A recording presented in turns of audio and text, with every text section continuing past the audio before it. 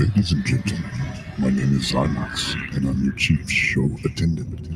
On behalf of the two hosts and the rest of the crew, welcome aboard Weird Wednesday Flight number 13, non-stop, from your current location to parts unknown. Our flight will be of about 2 hours, and we'll be flying at the speed of sound. At this time, make sure your seat backs and tray tables are in their full upright position, and that your seatbelt is currently fastened. Enjoy the ride.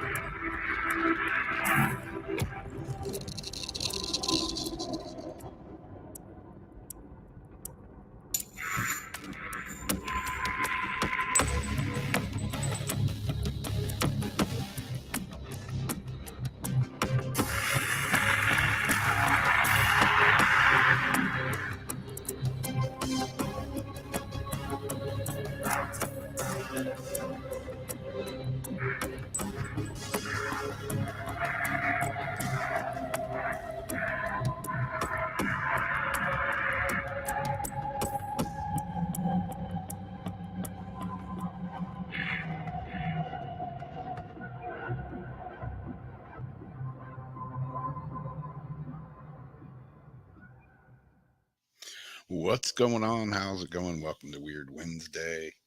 What's up, Jamie? What's going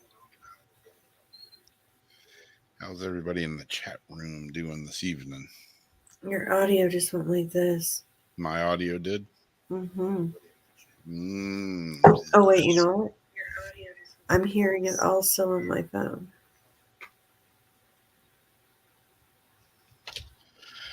How was everybody's Halloween? Incognito. Yes, incognito is good. How are you doing, Rob? I'm doing. That is the question. I'm doing. Doing a little here, doing a little there, you know. It's funny, I bought a set of dumbbells yesterday, you know, that I can work out with. Started out with the smallest weights. They kicked my ass. How long you do it for, though? Like 5 minutes. I try to go like 15, 20 minutes at a time. And even though you disc golf and all that, you're using probably muscles that you don't use normally and haven't used. So it's just going to take a little bit to start feeling that again. Yeah. Yeah, trying to build up some muscles again, and hopefully I can throw the disc a little further than, you know, a 6-year-old.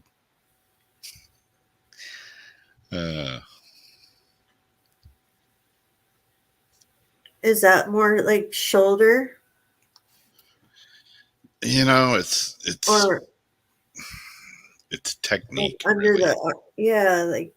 Yeah, I mean it's technique. It's not. It doesn't really require muscles to play disc golf. You just got to have the right technique, which, you know, I'm slowly getting there, but yeah, it's been tough. I have a little something to get it down. I'm good as far as accuracy, you know. I mean, like my approach shots and all that are great, you know. I can like chuck it from like 80 feet away and like land it right under the basket usually. But my drives are like Baby arm. Yeah, I need to be throwing like 300 feet, and I'm throwing like 150. So,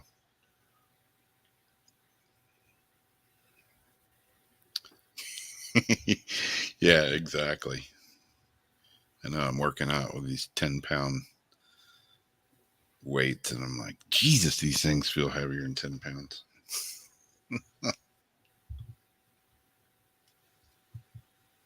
What's where's my cat? The two of my cats. One of my cats was 4.4, and the other was like 4 point something. Mm, But they're underweight right now. yeah. Been trying to play disc golf. I've played every day now Ooh, this concert. week. What concert? Yeah.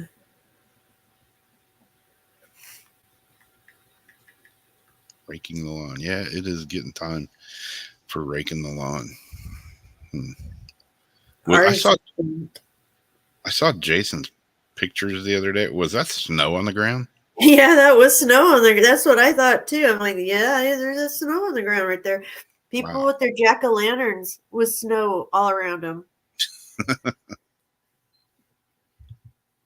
Telling you, it's gonna be a different one. Mm. Double last year.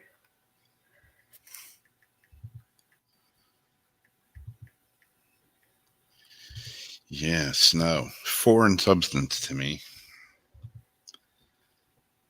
I don't know. Yeah. Not really into it. Pretty and all. As long as I can watch it on TV or on the front of a card. Other I than don't that, have to like shovel it. yeah, screw that. I don't want to have to shovel like my car. I hate scraping ice off my windshield. Like that is enough for me. To have to scrape my windshield before like work. Oh man. Get the card out, and the coffee you're pouring on it, defrost like mother F. I would not want to have to like shovel a walkway. I mean, it's 58 here tonight, and that's like that's That's cold, but cold. got Yeah. the AC off and all the windows open. But yeah, for here, I mean, that's it gets colder. It's 55 here. Really, It's what for you?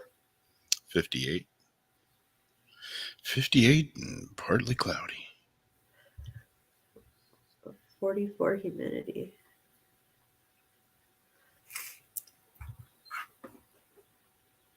Oh, Janice has snow. Snow that I don't want nothing to do with it. Oh, Linda says Jason's in the town next to her. And it was furious all night. And there's like no slack time between seasons anymore.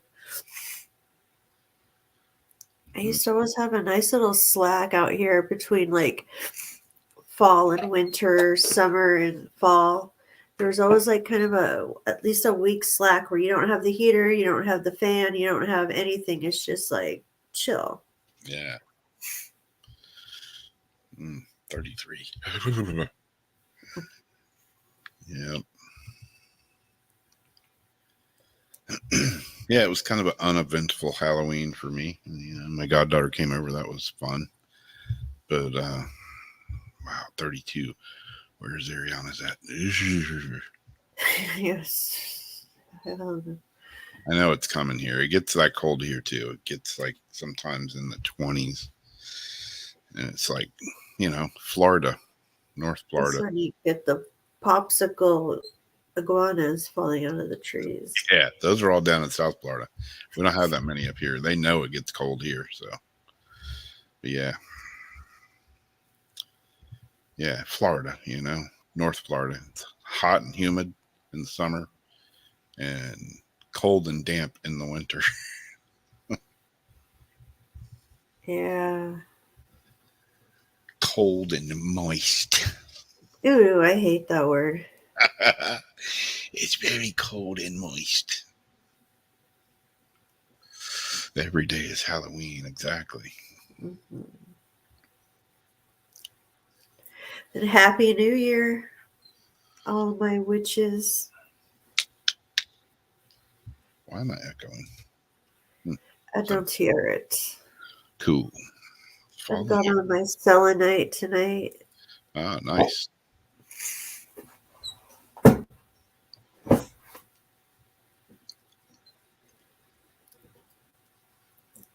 I did a mighty fine job on that charm.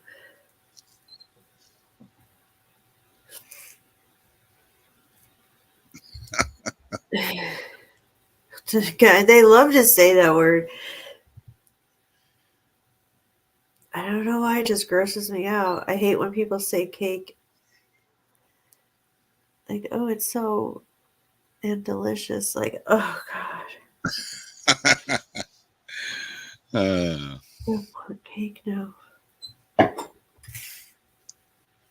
don't want cake now. I don't want cake now. It's a sopping mess. Oh, good Lord.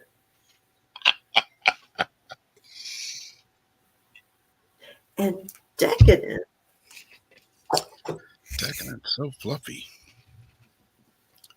What kind of cake do you like?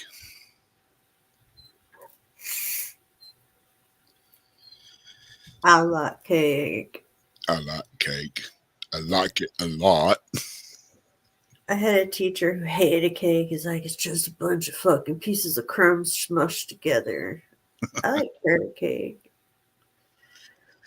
Oh God! You know that one night I hook up Twitch to the show. Got somebody that wants to try to promote us if we pay him. Yeah.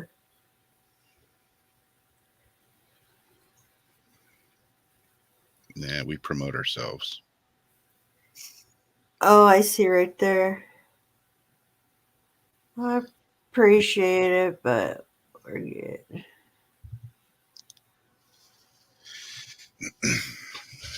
Oh, you did add it back. Yeah. See, I still have to be able to log in so I can comment. Because when I don't, I use like the comment on here. It goes to all three channels, you know. Yeah. I can't just comment to one. Carrot cake, yeah. I like Boston cream pie too, though. Like if I'm gonna eat like chocolate kind of cake. Yeah.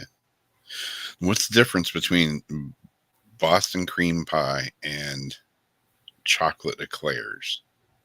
I thought the same thing when I went for the eclair because I'm like, ooh, I was like craving stuff so bad, and I wanted like in the bakery, you know, sometimes they'll sell you like a piece of a cake. Yeah. I'm like, I want a piece of Boston cream pie. Then I saw the eclairs for you know like $5, and I'm like, but it's like a portable Boston cream pie. So I voted for the eclairs. That's funny you said that. That was like 3 weeks ago. I just had that. It was 11:30 at night, and I was I was like, I need some cake or something. Special Power says, you guys ever have atomic cake? It's the best. Whipped cream, banana, strawberries, yellow cake, chocolate cake. Wow. Baby. Heather says German chocolate cake. I don't like the coconut in it for some reason. Janice said the difference is cake versus pastry. Yeah. Ah, yeah.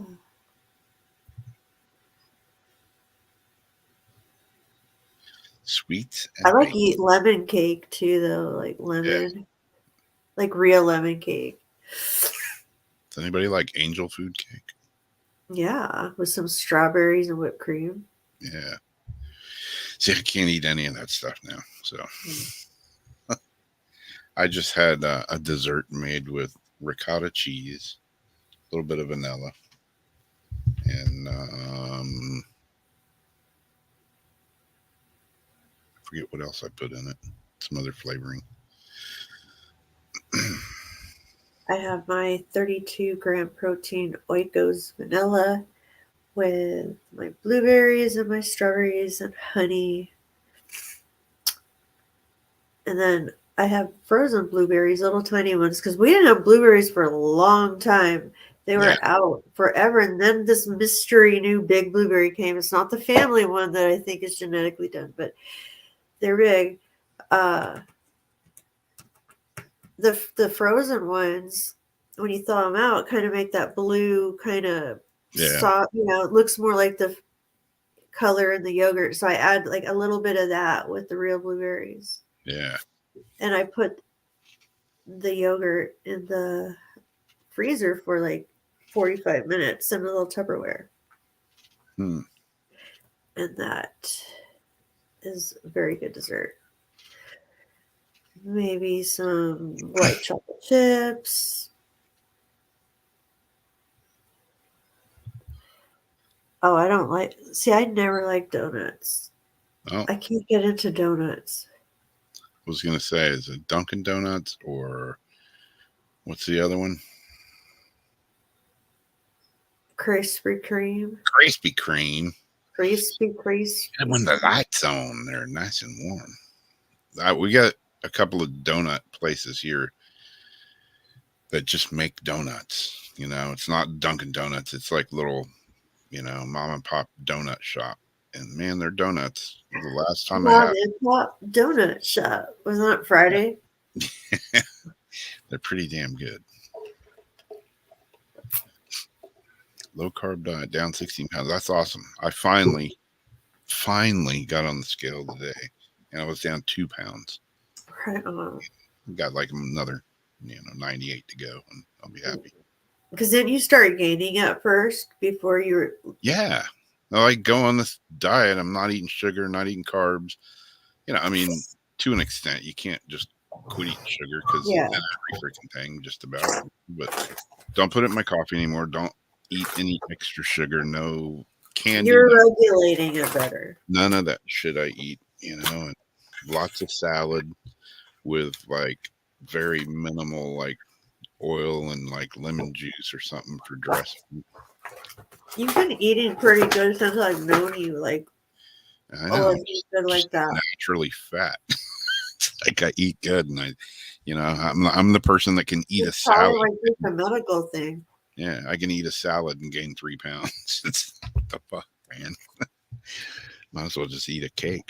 You ever have your thyroid looked at? No, I've never. My thyroid. My mom had it. Had thyroid problems. I've never had it. I've had it tested several times, and it's always fine. Oh, okay. So you have had it looked at. Yeah, but now I got my blood sugar's crazy. I got all kinds of problems. But yeah, California dates. I do like those. Those majority woman dates. Yeah. I don't like dates. Nope. Well, I started eating dates when the last time I like quit eating sugar and everything else, and it was like, shit, man, I like want something sweet. So I tried one of those dates. I'm like, holy crap, these things are sweet, Are they? Yeah, we're I talking. thought when I tried it before, it had like a weird texture. Like it was gritty or something. Maybe it just wasn't a good one. Yeah. Hey, Craig. Yeah. Intamin's donuts are good. Yeah, the little tiny chocolate ones. Oh God, I can't drive to the store. Yeah. I They're can. seasoned salmon and rice pilaf tonight. Yep. I just ate mahi mahi and butter peas. I want to do like the pre-present prep where I lessen and lessen like the stuff that I eat the most of to try to get used to having less in case like the whole diesel thing goes through or out. So it's like the more you lose and the less you're used to eating, like it'll be easier when like the shit hits the fan that way. Yeah. I call it the pre-prison prep. Nice. Oh, they do have a great texture, yeah. But I've been like stress eating like crazy, like things, think about certain stuff going on, and it's like, oh my gosh, I was sitting there like eating so much ice cream because it's like I'm eating ice cream, and in my head, I'm just trying to like disappear and go somewhere else, like leave my body and just zone out. Like Yeah. the reality is just like so horrible. And then my stomach clenches up so tight and so bad. Like I made a baked potato in the middle of the night last night or 2 nights ago because the stress was just so bad. I was like, I had to eat something just so when it tightened, it wasn't as bad. I'm like, dude, I'm just straight stress eating now. I've never done that before. Never stress ate like that. Yeah. So I'm trying to like do something about that because it's been like 7 months of that. But recently, the last 3 months, it's gotten pretty bad. It's like, 2:30 in the morning, I'm microwaving a potato.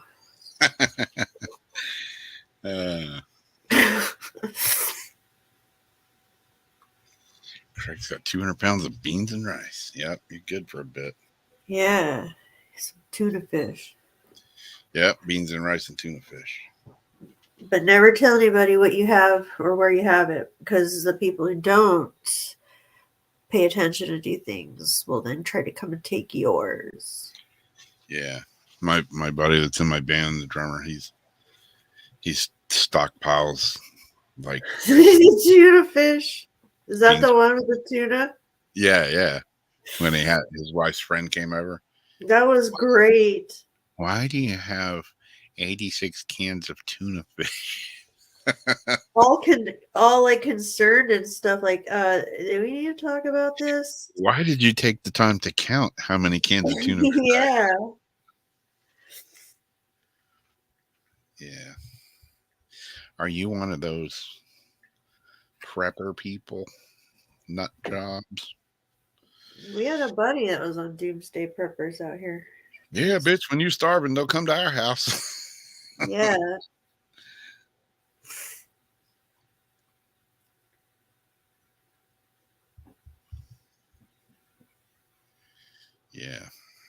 Yeah, I looked at one of those. You know what, Linda? My mom just said that same exact thing about pinwheel cookies like 3 days ago. Those, and there was one other one, but she just said that same exact thing about those cookies.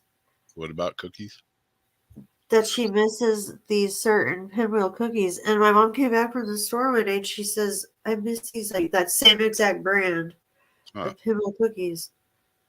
Oh, I see it now. Yeah. I don't know what they are. Me either.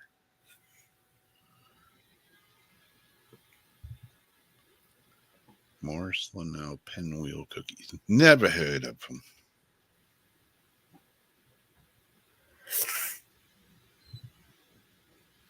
Yeah, I don't know if I want to stick around. I looked at some of that,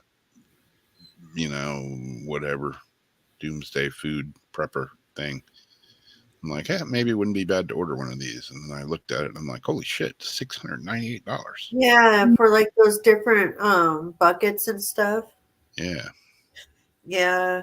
I found it's just a lot, if you can, easier to like go to the dollar store, get a lot of dried pasta, pasta products, spaghetti noodle products, things that you don't need to add anything to except water work really good. Like the shells and cheese, like even Velveeta that have the sauce, you don't need milk or like butter with that. Tuna, I guess if we anything get in a fried. doomsday situation, I guess my low carb diet's just Lots of top ramen. Top ramen, yeah. Because that works as a base for a lot of stuff. I know that shit's powdered terrible. milk.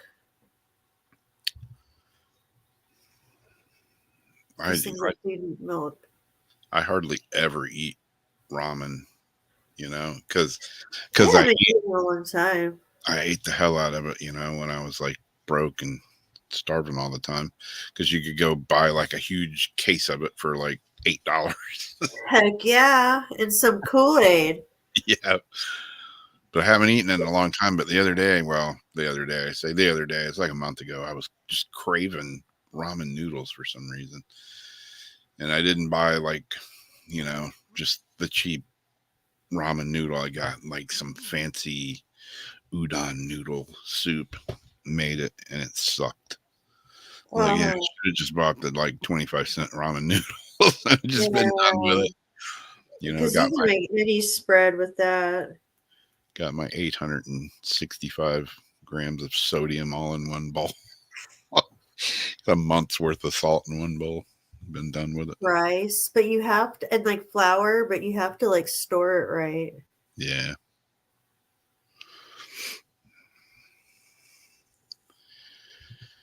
Yeah. Stupid camera.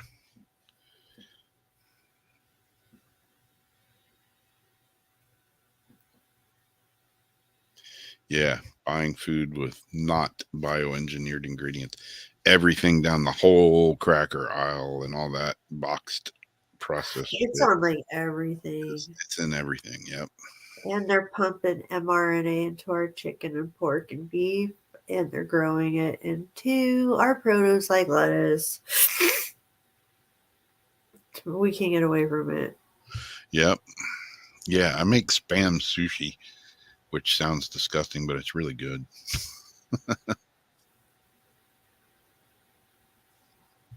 Really?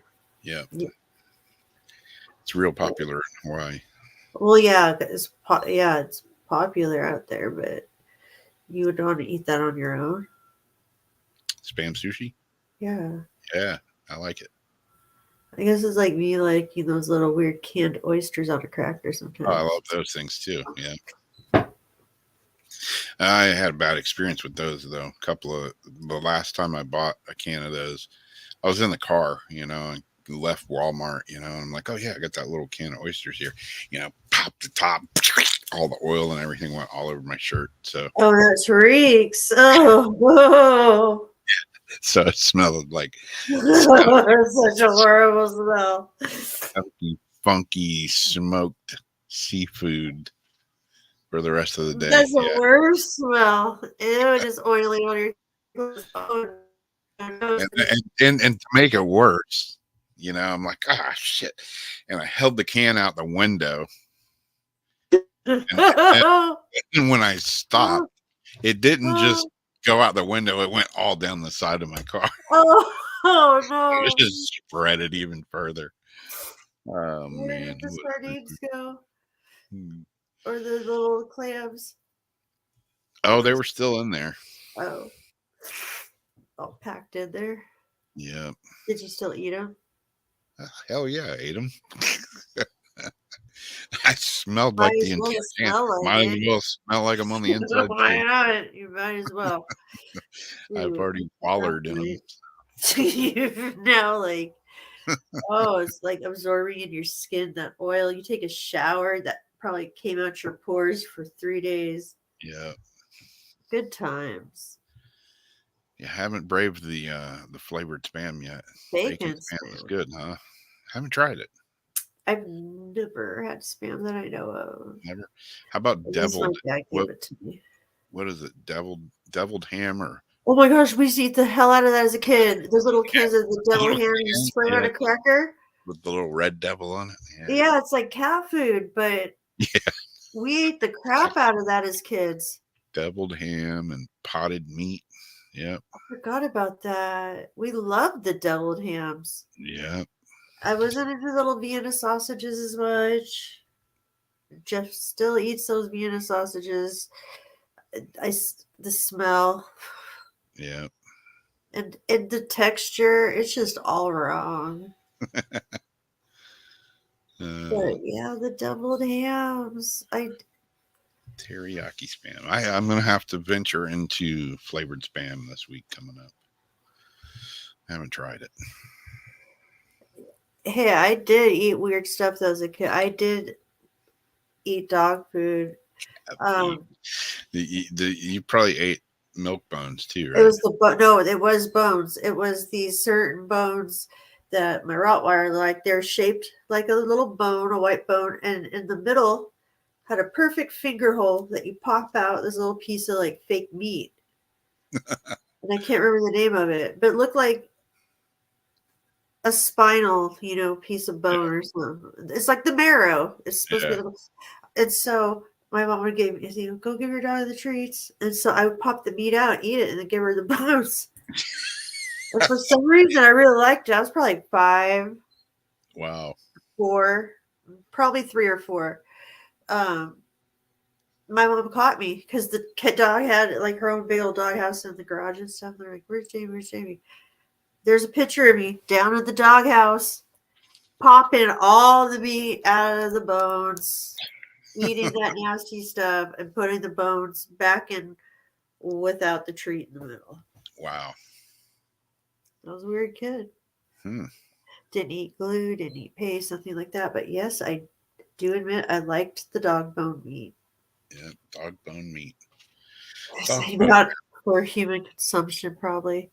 Yeah. Woof woof. Canned tamales, I've eaten those before. Yeah. I'm not against trying a canned tamale. Yeah.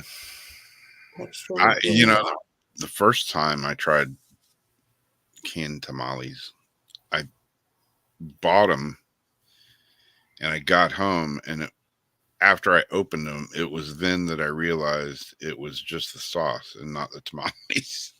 Like, damn it. Oh, it didn't have like that corn shell thing, Yeah. tamale wrapper. Yeah, it was just the sauce for them. Yeah. I might have to start reading an article before my nose clogs up. Yep. I got your first one up. I'm going to start with one. I don't know much time before it starts to actually get bad. I've been kind of hanging on for a while.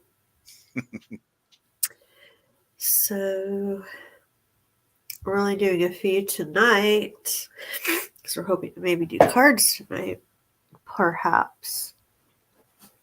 This one here, and I got this mixed up with another one I thought, but I think this is actually a new one.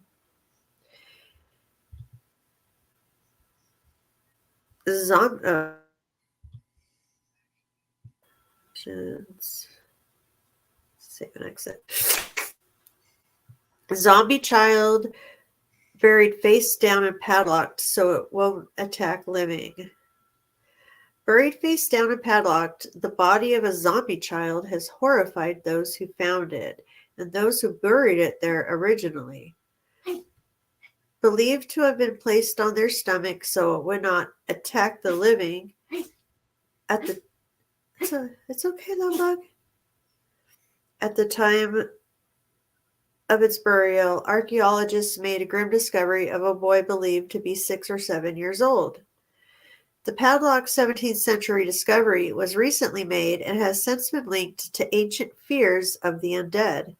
Taking precautions against the corpse, those who buried the child were seemingly terrified of potential supernatural forces.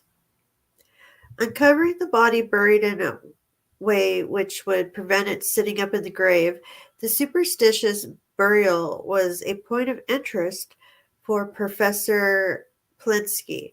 The medieval burials researcher has since said the burial was to prevent harm to the living. The medieval burials researcher has since said the burial was to prevent harm to the living. So, yeah.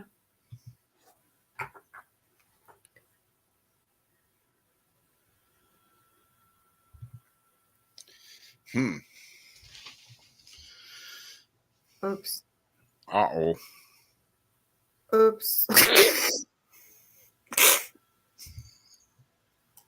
I got all big. Oh, shit. Well, picture went away. So,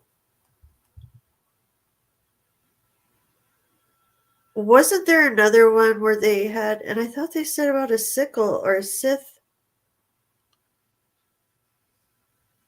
Okay, now I found it. It popped up. I was going to say there was more to this, but there's like all these ads and then a pop-up. Okay. Those unconvinced by the completeness of death would sometimes bury the bodies of the deceased face down, making sure the dead would bite into the ground and not harm the living. Supernatural entities like zombies, ghosts, and vampires were believed much more back in the 17th century, but modern times now show the fictional horrors are less likely to exist. The remains reportedly found in Poland were discovered alongside 30 other people at a site which has been dug up by archaeologists for over a year. Experts previously found the remains of a woman at that site, and I think maybe that's the one I'm thinking of. Hmm. Yeah, because I think this is the one with the sickle, because one of us did this before, I think. She was found with a sickle around her neck and is believed to have been placed there as a weapon to keep her in the afterlife. Speaking about the tool, Professor Polinsky said the sickle was not laid flat, but placed on the neck in such a way that if the deceased had tried to get up, most likely the head would have been cut off or injured. He added there was something particularly strange about the burial also, with both the child and the woman featuring a padlock inside their coffin. He added it could signify a closing of a stage and the impossibility of returning. Professor Polinsky said this is a cemetery for rejected people who are certainly feared after death and perhaps also during life, who are suspected of having contacts with unclean forces, people who also behave differently in some way. These are people who, if it was done intentionally, were afraid of contact with these people because they might bite or drink blood. So probably all of us would have been buried in this place. Yeah, really. Hey, sister. I see Debbie. Mm-hmm. In the hill. Debbie. Yeah. Yeah, man, that was a good movie, Serpent in the Rainbow. Creepy ass movie.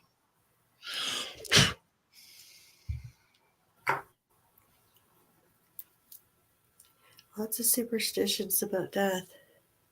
Different cultures. So, we're talking about zombies. I'll go ahead and read this zombie article. Zombie.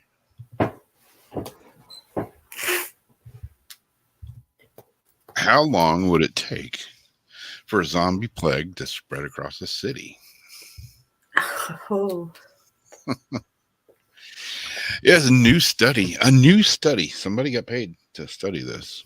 They probably got a grant for a good amount of money. A new study has determined the amount of time it would take for a zombie apocalypse to overwhelm a single city. Zombies have become such a staple of horror movies, games, and TV shows over the last few decades or so that at one point you couldn't move for them. Whether it was The Walking Dead, Shaun of the Dead, Dawn of the Dead, zombies were just about everywhere. But what if a zombie virus outbreak was to actually happen in real life? Hey, who says it can't nowadays, In a new study, researchers at Aalto University in Finland set out to determine how long it would take for a zombie virus to spread across the country's capital city, Helsinki. Their simulation differed from previous efforts because it included a simulation of individual people and zombies as they moved around, both within the city and outside of it. The results were terrifying, to say the least. Even a single outbreak within Helsinki would result in the entire city being overrun by zombies within the space of just 7 hours. Damn! You better run for the hills. Beyond that, it wouldn't take long for them to spread across the rest of the country. I shouldn't have found it surprising, but I was surprised how quickly we have to react to keep our population alive, said study lead author, Professor Pauling Lemonin. It made me think about moral issues like the rights of individuals versus the rights of a population. While calculating the spread of zombie outbreak might seem like a superfluous exercise, the simulation has also real-world benefits because it can determine the spread of real viruses. The zombie plague simulation offers a way to explore the effects of different interventions and consider them in the context of diseases with different features, such as how quickly they spread or how severe they are. Because it simulates individuals' actions, it can also be used to test how disinformation would affect the spread of an epidemic by having some zombie deniers ignore warnings. Ah, uh, anyways, it could happen. shoot. But yeah.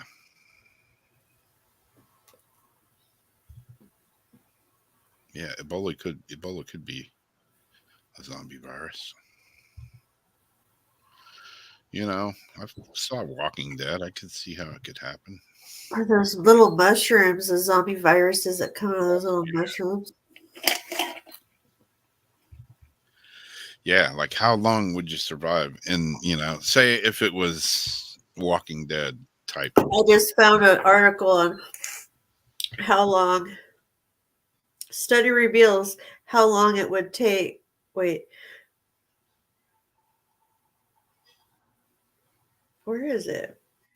If you could survive a zombie apocalypse. Oh, would you survive a zombie apocalypse? Scientists reveal how long it would take a plague to go through a city.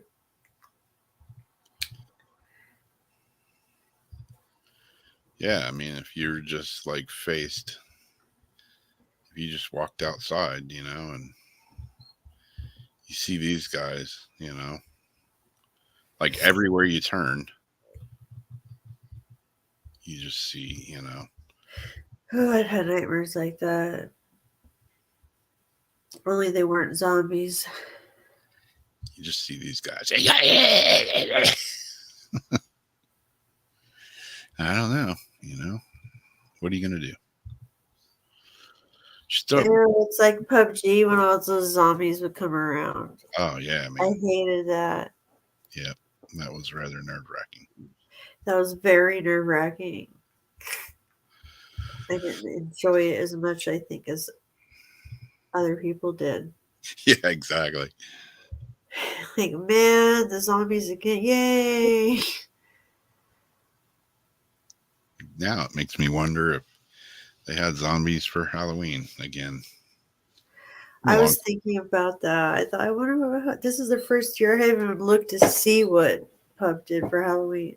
Yeah. Because I am locked out of my account. I haven't logged back in like a year. We should play again someday. Yeah, we should. Stonehenge's ancient purpose may finally be revealed thanks to 3D acoustic model. The mystical purpose of Stonehenge may have finally been revealed by an incredible 3D acoustic model.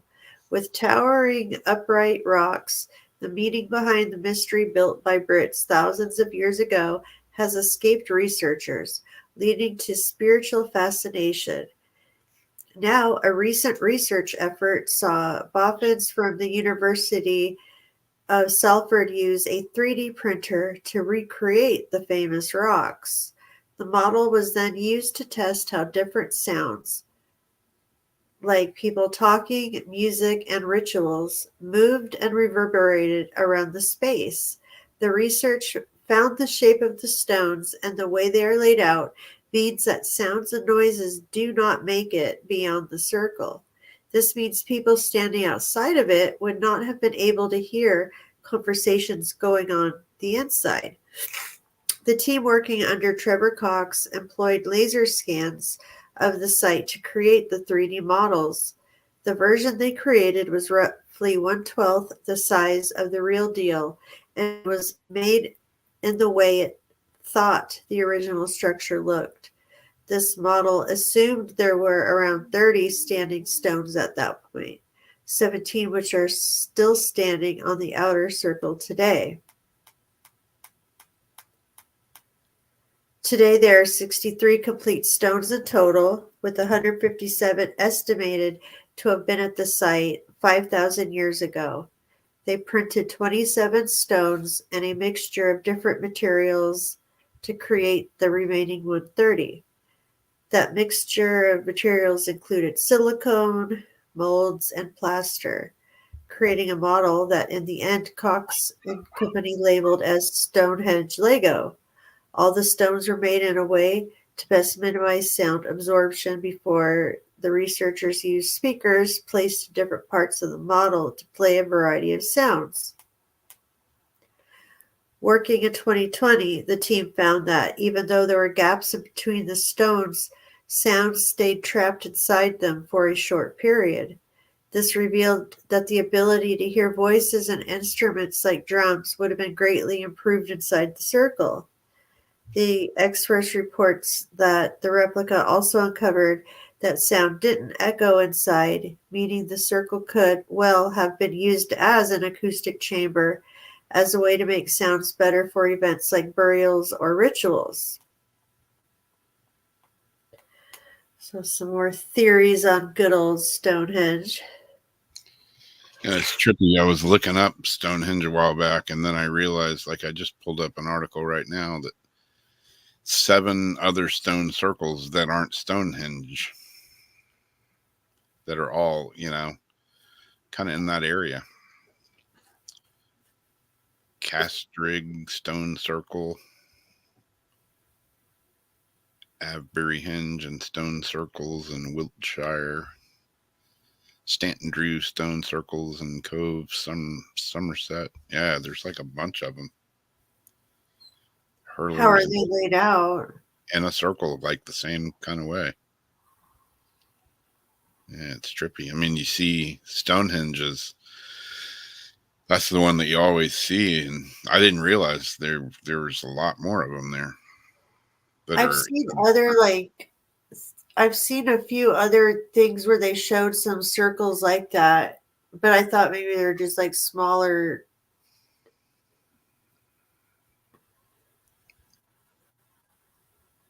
Yeah, a couple of these are pretty good size. I didn't know that they had a bunch. And I didn't know that they were like Stonehenge. I thought they were just like other like circular rock formations.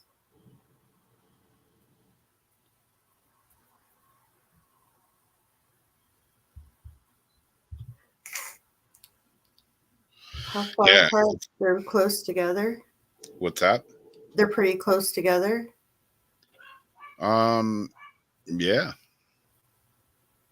Yeah, some of them they've got a lot more erosion and everything than Stonehenge.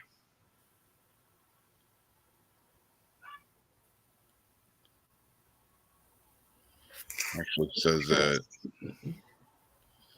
Stanton Drew stone circles. It says there are actually 3 stone circles here, 1 large and 2 small, all probably built about 4,500 years ago. Biggest one is 113 meters across and is the second largest in England after Avebury. A mysterious little cove of 3 stones huddled together like conspirators stands close by in the garden.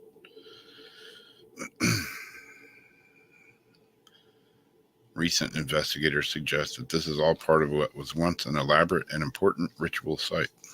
Yeah, I don't know.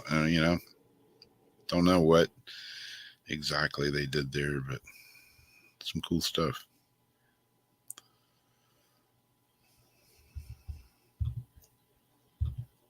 I would like to visit there one of these days.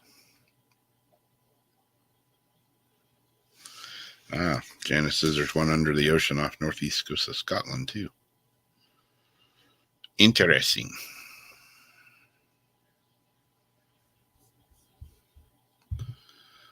My next observatory article is, let's see.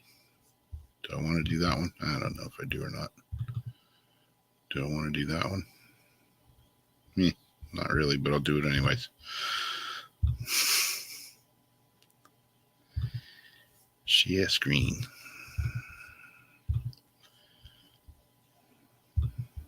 I couldn't hold it. What? I couldn't hold it. Nah. New evidence discovered at alleged resting place of Noah's Ark in Turkey. You got turkey there and gravy?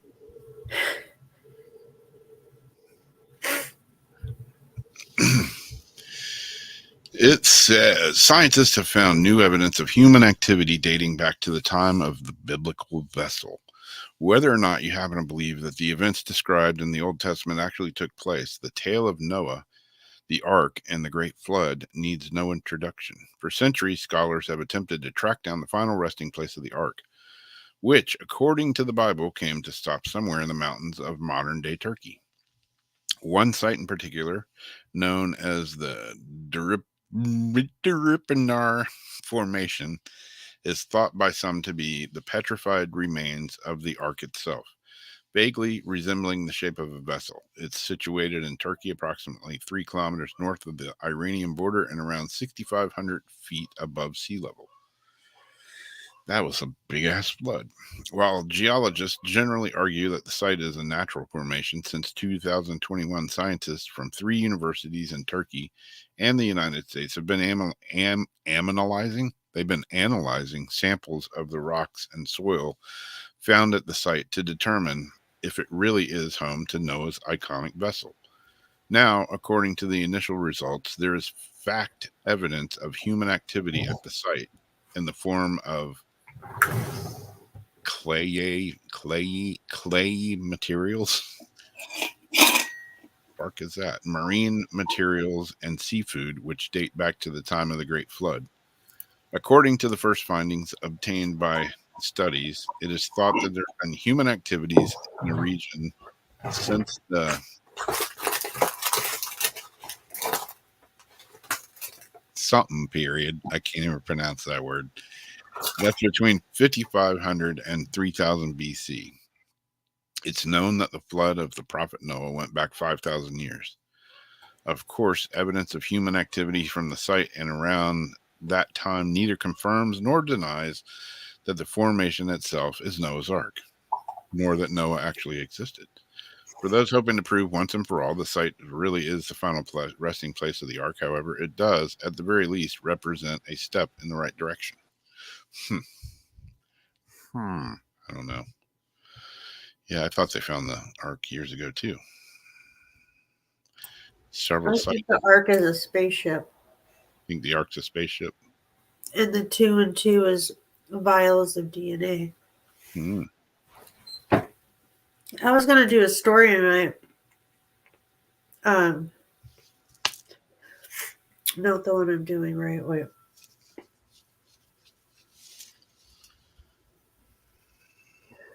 Yeah, babies being born in space. Space babies. Oh, no. Humans could breed in space after ISS boffins grow embryo for a first time. That was what I was going to do tonight.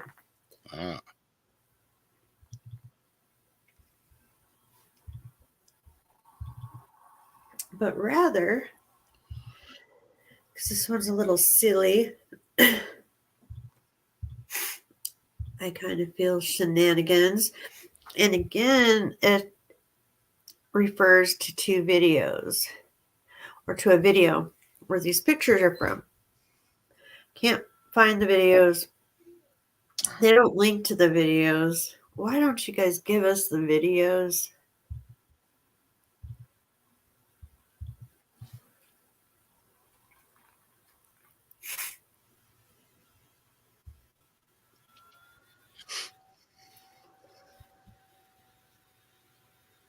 I hate mouth breathing. Okay.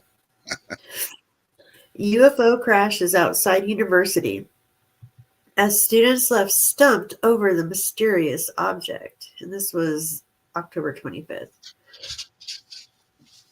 The unidentified flying object was discovered on the front lawn of the Faculty of the Environmental Sciences at the University of Alcalá, located outside the Spanish capital of Madrid. Images of the incident, which happened on the evening of October 23rd, have left social media users stumped. One video shows a student approaching the crash site as the flying saucer sends plumes of smoke into the night air. The camera person says, "Look, look, it can't be." Meanwhile, several government agents in white hazmat suits can be seen taking readings. Other images show the flying saucer, which appears to have a TV aerial fixed on top. A TV aerial fixed on top, wedged into the muddy ground. What's a TV aerial? Oh, it's like a TV antenna, like stuck to the top. Is that a TV antenna? On the way top of it? I'm all pointing at my computer like you can see.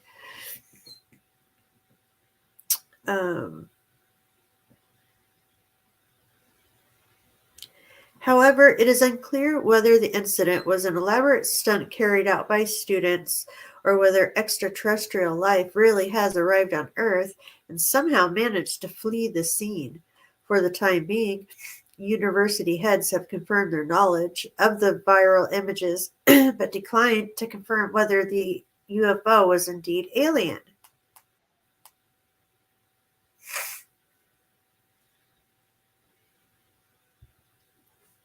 I'm back.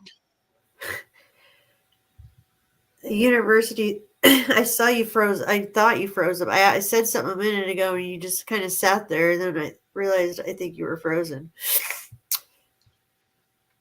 A university spokesperson said, "This video recorded on campus at dawn is reaching us from many places. You asked us, but we don't know what it is about. We are carrying out the appropriate investigations. As soon as we have more information, we will pass it on to you." Users of Twitter had a lot to say about the crashed UFO. One user commented, "Very cool." Another wrote, "I've no idea what it is. Let's see if anyone here knows something." The Astronomy Association said, "The shabby arrival with that TV antenna. I'm not surprised by the inelegant landing." Someone said, "Is it normal that they visit us in a seat Leon from space?" The debate over the UFO's origins continues. So I wanted to see the video where supposedly they're going out there and there's guys in like hazmat suits running around, all this good, shenanigans going on. But I couldn't find it. I spent about 4 minutes looking.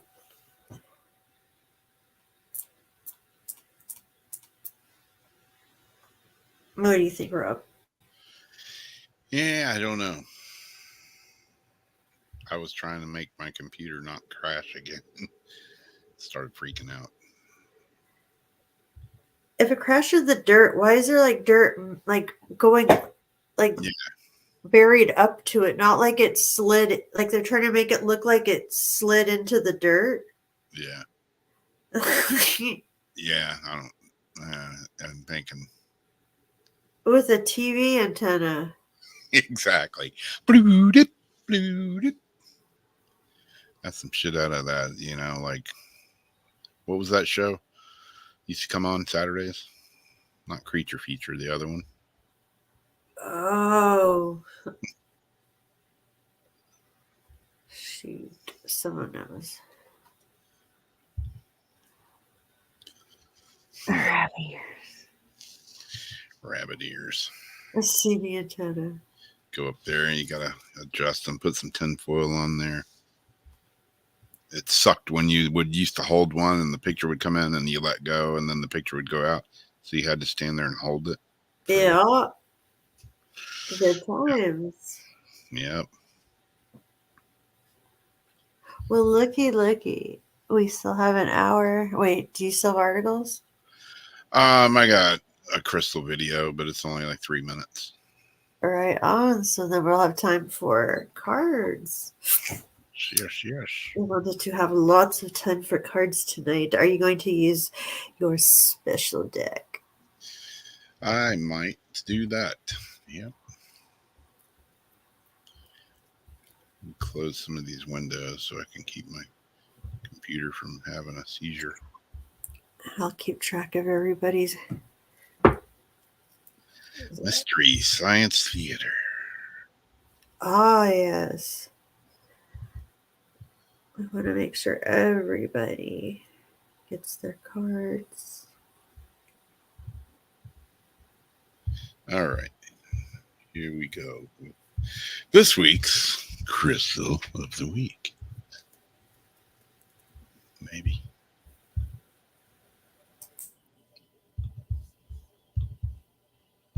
This week's Crystal of the Week is Epidote. What is Epidote? Well, it's an aluminum iron mineral that can be found in either crystal or stone form. The stone was first described in 1801 by R.J. Hoey and was named after the Greek word meaning to increase.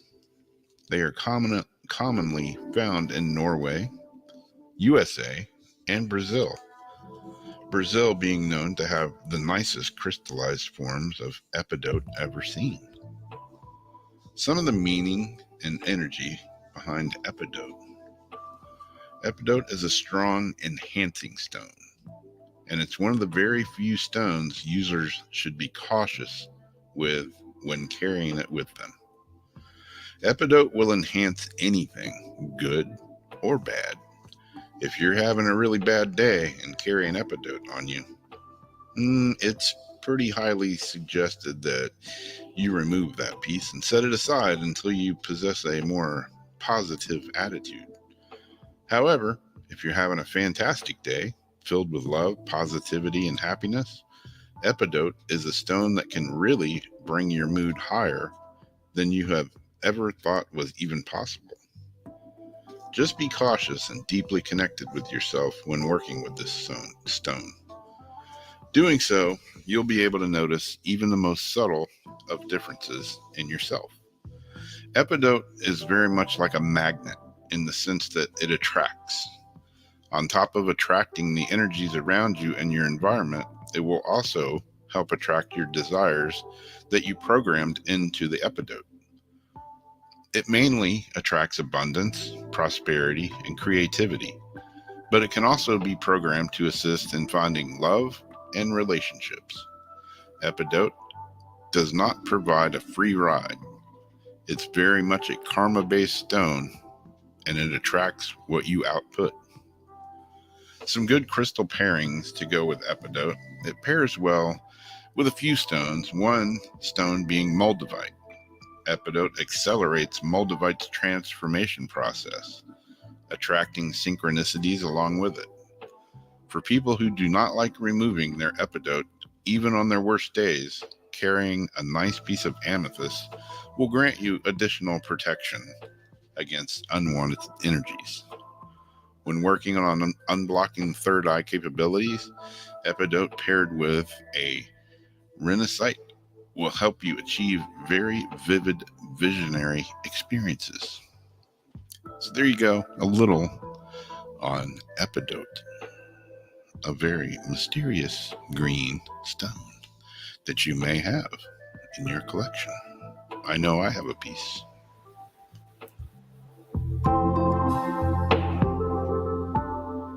It's pretty pricey. Yeah, I got a chunk. It's about as big as this frisbee, but no, it's Yeah. So it's like a booster is what it is. It's like a booster. Yeah, I got a small piece of it. It was, I don't know, it was like $6 or $8, something like that. Really? Yeah. Oh, here's a cool one, 34 on Etsy. It's like looks like a fan, kind of like Oh yeah. night. And all sorts of different. Yeah, that epidote skull Or- that was on the video. I mean, I'd like to have that one. But Hell yeah. Oh, here's like a tumbled stone that's on a crystal that's like $7. Yours is a crystal? Yeah, it's a tumbled stone. Yeah, because this is a tumbled stone. That one's 7. It looks like the crystals are what's expensive. Yeah. Yep. Yeah, it's a cool. Yeah, I've got a couple of the videos on my YouTube page. I've got them all saved here. I just need to upload them all and put them in a playlist of crystals. Yeah. The rock club that I belong to, they wanted me to. I started a YouTube page for them, and they wanted me to share them all on that one as well. You should. That's exactly what you should do. Yeah, it's kind of weird because there's different, the gem and mineral society. There's like different people. Yeah. I don't, you know what I'm saying? Like um the metaphysical side of crystals. Exactly. That's what I'm saying. So when you're talking about like those sides of it, some people are gonna be like, well, People are like, what's that mumbo jumbo? crazy hippies, But yeah, they're into it for the the rock and the gemstone side of it and Yeah. all that. Whereas other people are, like my friend Diane that has the crystal shop here, the metaphysical shop here. She went up and she's a member and she did a demonstration in September, and she did a few things that whether you're skeptic or not. I mean, she did a few examples of things right there that people were like, holy crap, maybe there is something to these silly little rocks. Like, what do you mean? What'd she do? Oh, what was the one stone I was telling you about that they felt magnetic? I'm having a brain fart. Oh yeah. Those two round Yeah, looking stones.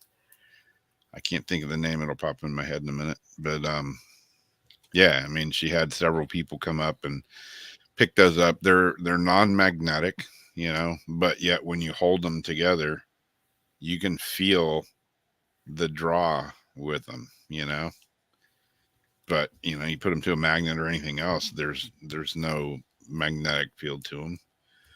But yet when you hold them together, you can feel it.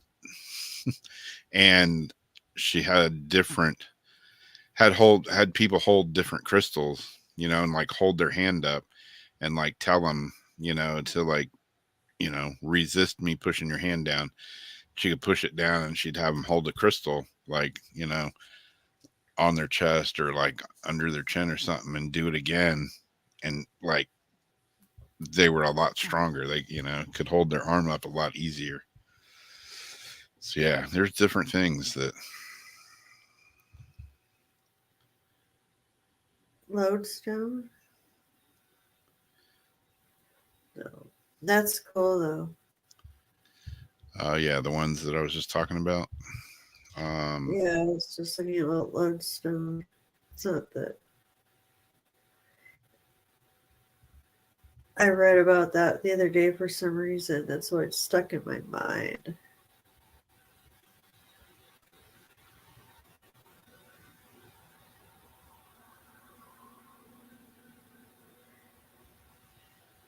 Goodness gracious, these look like regular round rocks. Boji stones, yeah. Ah. Yeah, Boji stones are concretion stones with strong grounding and healing properties.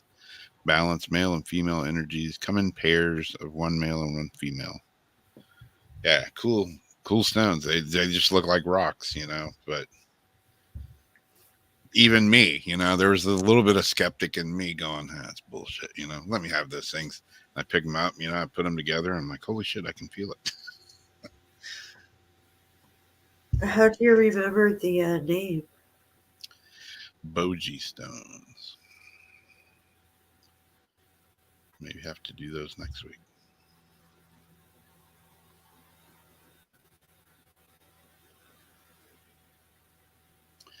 But yeah, I mean, there is something to crystals for sure, For sure. I mean, they have them in radios. They have them in all kinds of stuff. You know, crystals are in all kinds of things. Because the vibration, clocks, computers, it's Yeah. regular quartz. I got this cool piece of polished quartz with my moldavite necklace. They sent a free gift. Oh, cool. Oh, this pretty quartz. Nice. I'm gonna clean my altar. It's destroyed.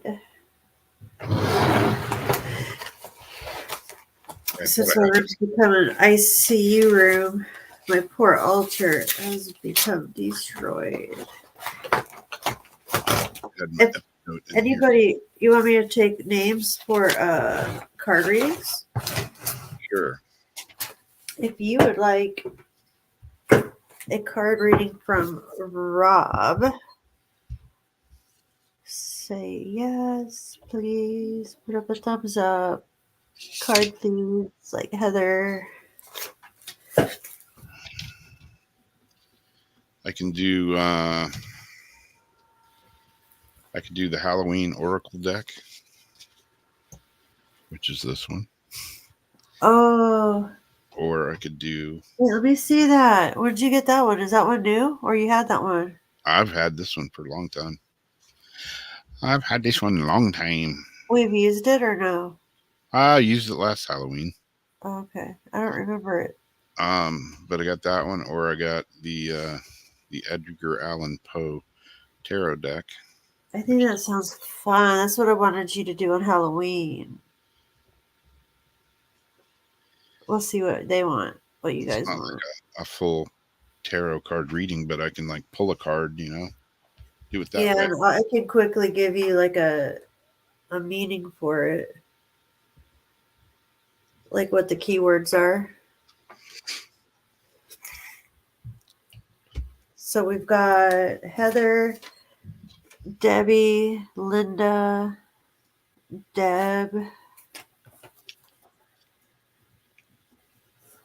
Poe me, Deb says.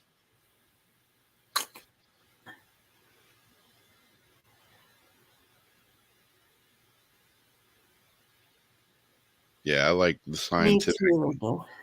part of crystals, but I also like the metaphysical part. Like all of the above. Okay, I put my glasses on first.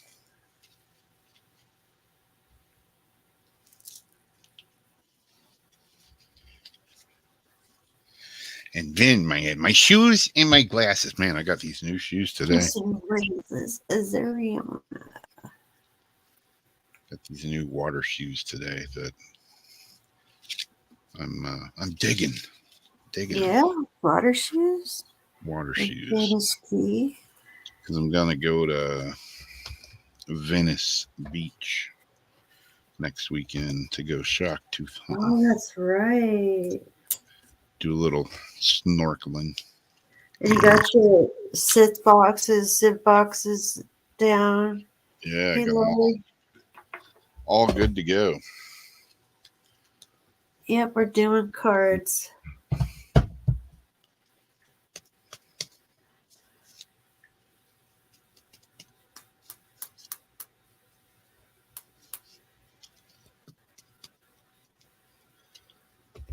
Tell you what we can do too. Maybe.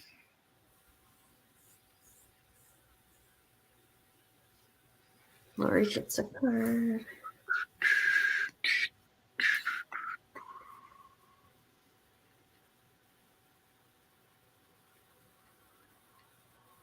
Crocs. Rob is going to use one of his Halloween decks or his Edgar Allan Poe a new deck. Right? It's a pretty new deck. The Edgar Allan one, yeah, I just got it Yeah. a couple weeks ago.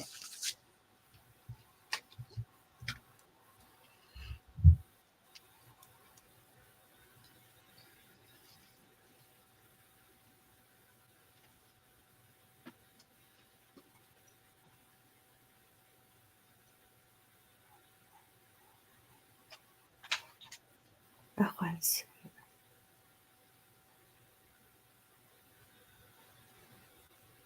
Oh, for the what he's doing. Probably not, because you don't have to wear a wetsuit, huh? Nah. Out here you would. I've gone diving without. Oh my gosh, I didn't have my hood. Like, oh, I can deal with it. Awesome, Lori. What type of crystals?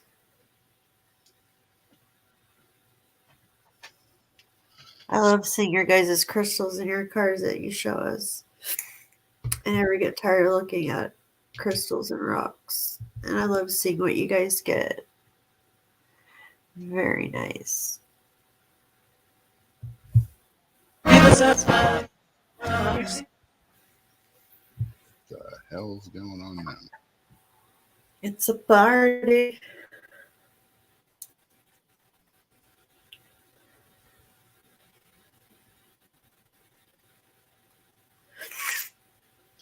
Okay, let's try this one more time.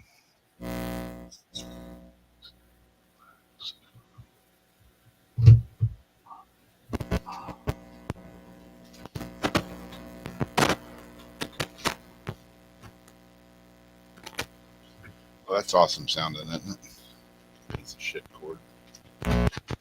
Just has to be wiggled to know.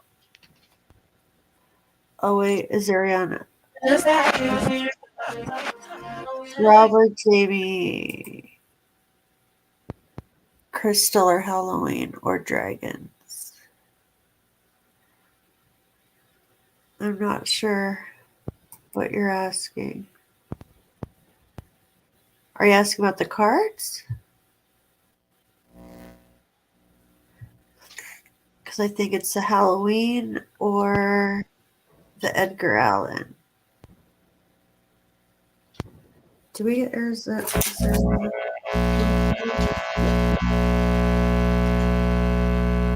Okay. What that started talking? It's like in a creepy voice.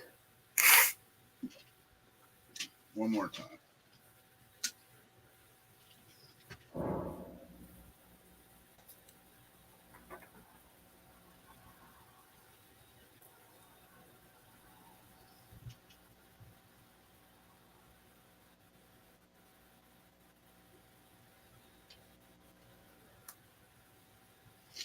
I don't know. It just doesn't want to work tonight.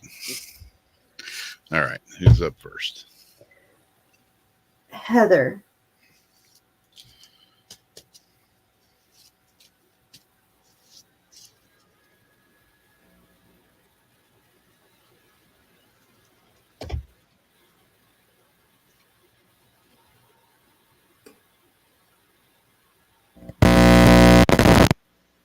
Okay. Done with that. All right. Here we go. Even if you're twirling and you. I'm ready to throw it against the wall. All right. It is this card right here, which is, can't read it. It is the Fool card.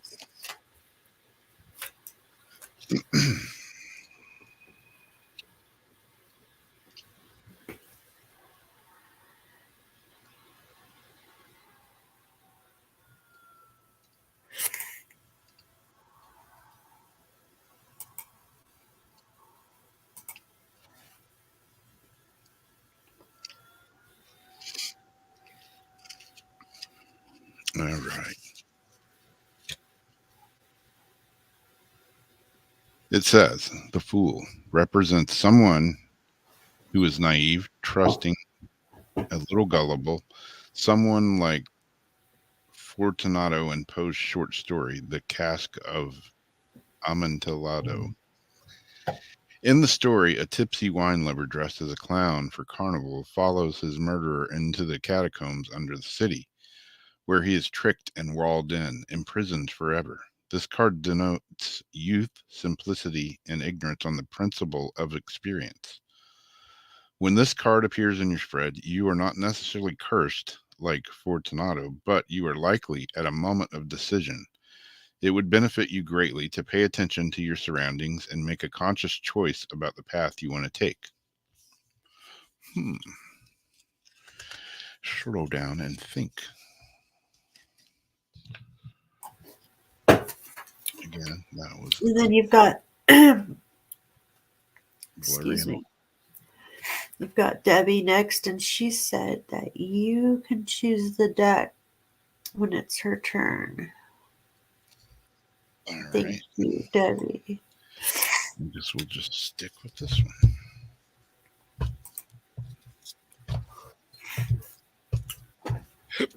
Well, it popped up. Ooh, love those ones. It is. Damn this camera. Anyways, it is 3. 3. 3. Let's see.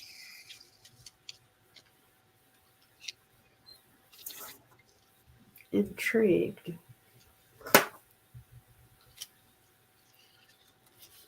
Is it Ravens? Is it?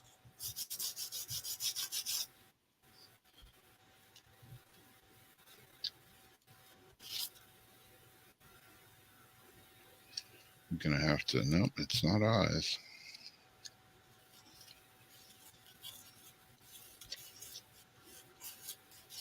It's not hearts.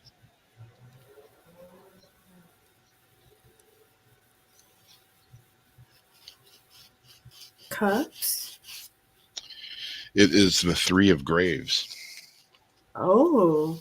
If I would have looked at the card more, I would have noticed that he's got a shovel. And there's I didn't graves. see the show. I saw the squares.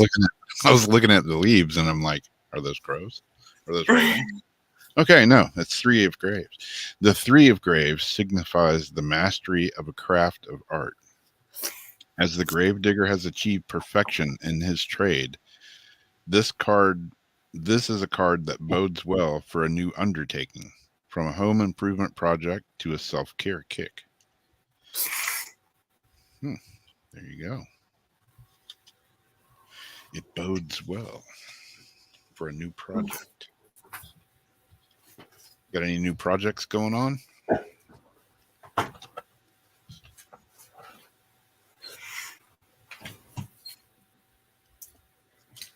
After Debbie, we've got Linda.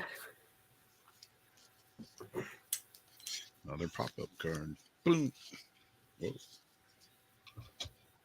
That popped up all over the floor. No, now this one's the 3 of eyes. 3 of eyes. 3 eyeballs. That's a pretty easy one to get. And where was that one? That one was right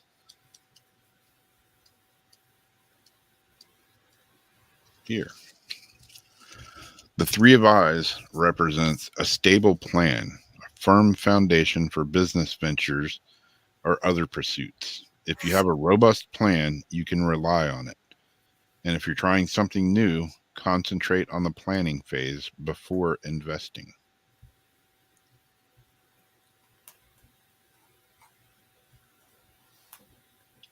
That would make sense.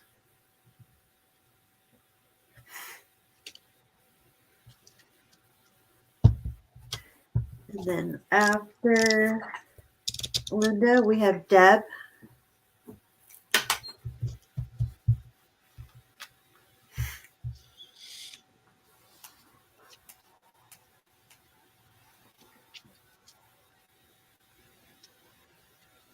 Boom. It is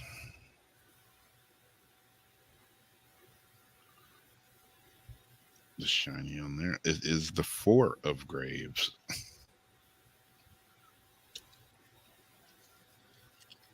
think I wasn't shuffling these cards, but I am. All right, 4 of Graves. We had 3. Let's see what 4 says. The 4 of Graves means that you are trying to take your wealth with you to the grave. Unfortunately, no matter how many pennies you pinch, you will never achieve that goal. You may have a windfall, but it won't make you happy. So what is that message saying? You can't take your wealth to the grave. Well, yeah, your monetary wealth you can't take, but there's other forms of wealth that you can take. That is true. But why take them with you if you can share them with somebody that's still here? Maybe. I don't know. That one's kind of intriguing. It would depend on circumstance. I would like to be wealthy enough to just even worry about it. Yeah. It's like, yeah, what am I going to do with my measly pot of pennies? Are you, wait, was that Debs or are you? Yeah. Oh, so now you're ready for Azuriana. Yeah. Zuriana? Yeah. Righty roo. Let's pull it out. Go. Righty roo. See what it says.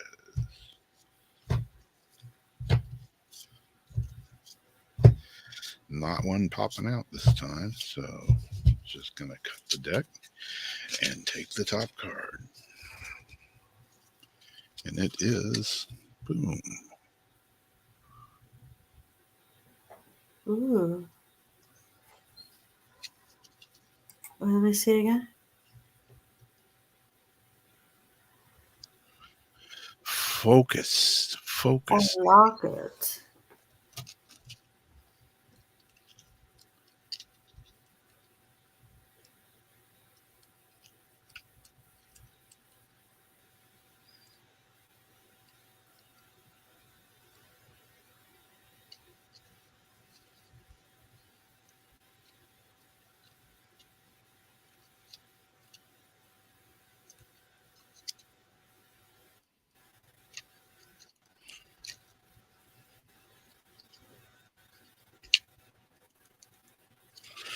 And where is it in the book?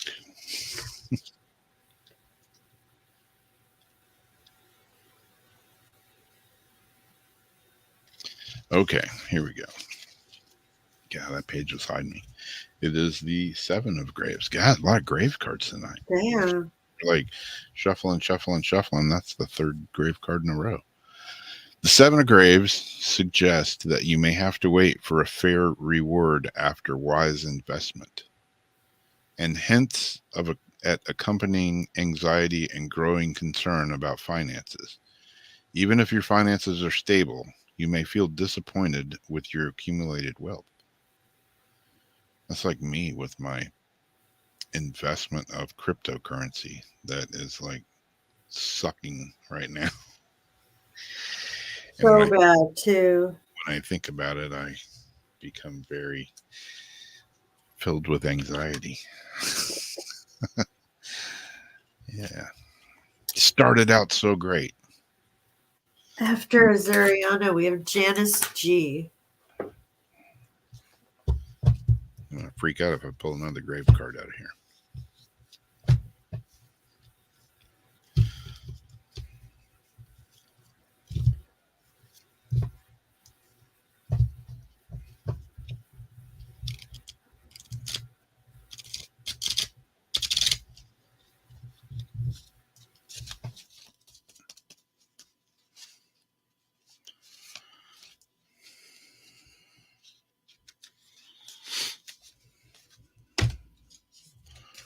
Here we go. Are you kidding me?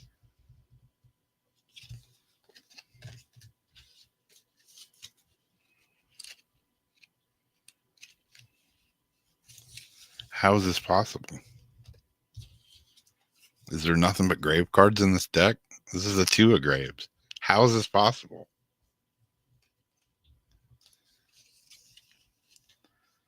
I mean, there's a freaking whole stack of cards right here. Okay. 2 of Graves. The 2 of Graves signifies that you are excellent at juggling 2 situations. Though eventually your juggling will lead to a choice between jobs, schools, relationships, or perhaps coffins. Despite the bleakness of the art, this card is light-hearted and a joyful one, and your choice shouldn't be painful. You have a decision about making about something?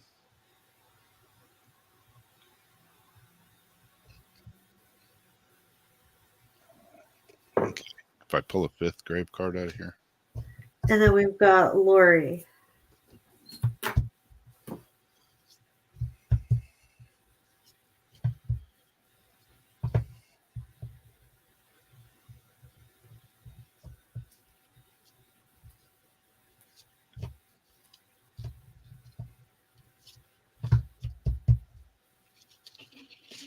Okay, here it is. But again, it's eyes and graves. Two of eyes. Weird, man, weird.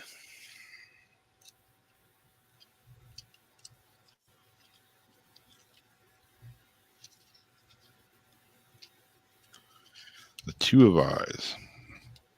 The two of eyes represents planning and progress. Focus your energy on building the things that you want to build and just take the next step.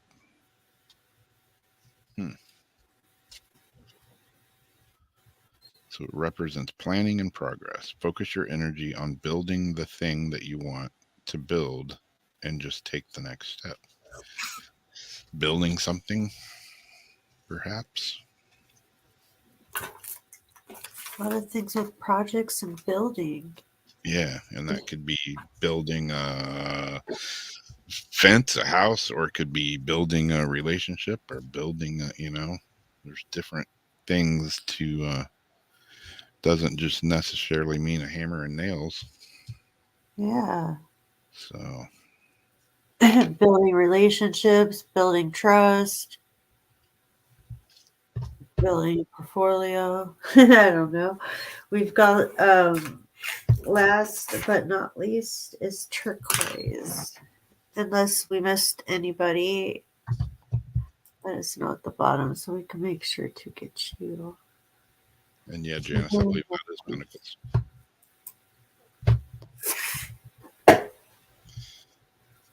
Who is this one for? Turquoise.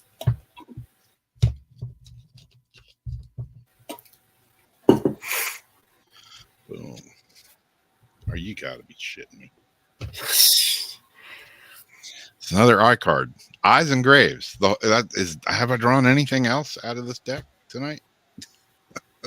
Crazy. This is the 8 of eyes. I'm gonna have to go back through the deck and make sure they're just not all different. Like, is it just eggs, graves, and eyes? No, because we looked through it. There was like ravens and stuff. Yeah. 8 of eyes. The 8 of eyes represents fast-paced or sudden changes and the need for quick decisions. Don't linger or dig your heels in now because it won't do any good. Represents fast-paced or sudden changes and the need for quick decisions. Don't linger or dig your heels in now. That can be taken a few different ways. Yeah.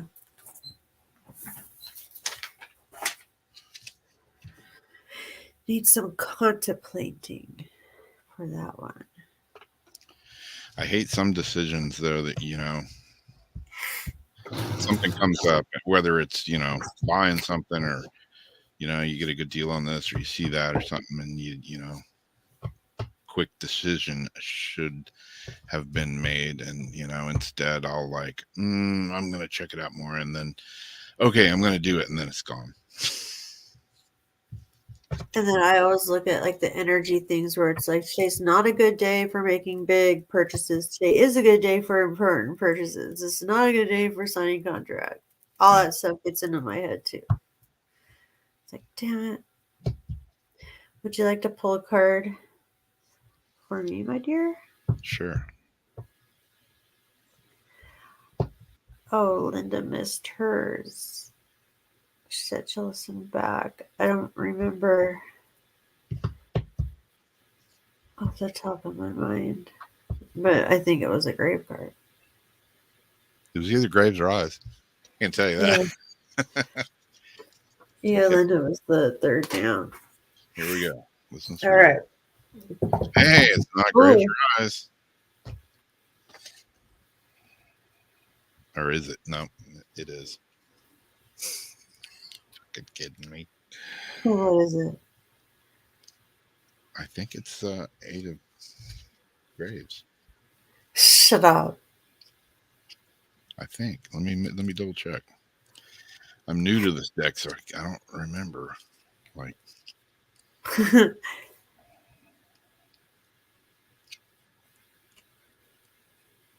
how? Oh, good place says 8. It's her lucky number.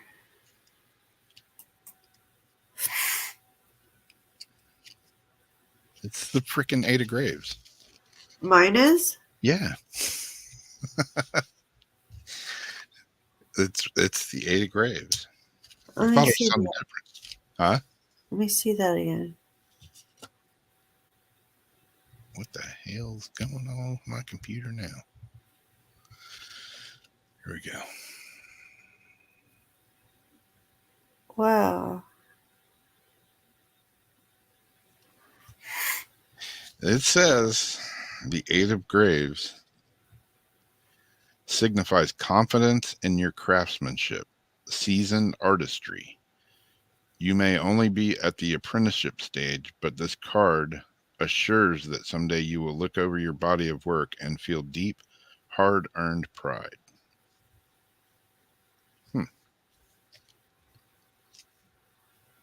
Yeah. Graves. Might as well pull myself one. Yeah, you need to. Let's get all the graves covered, right? Yeah. Like, I'm there's not sure how this works compared to the traditional yet, or if it even does. Let's pop up. Hey, it's not Ooh, great. the queen. Like, I don't think there's any more graves to pull.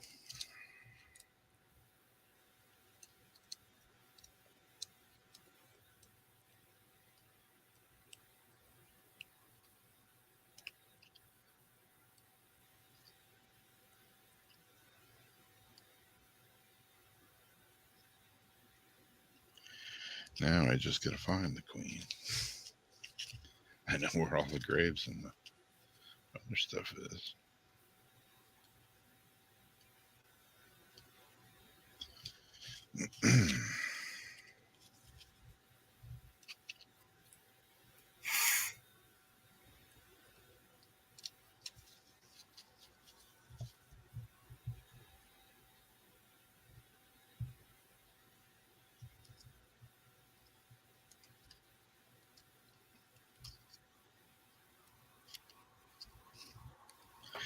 Dun, dun, dun, dun.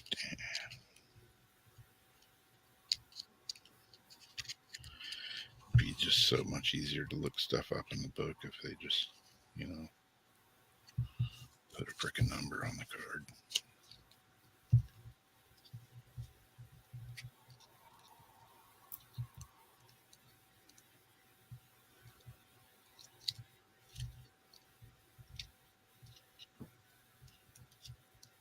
It did look like a wheel. That's what I first thought when I saw it.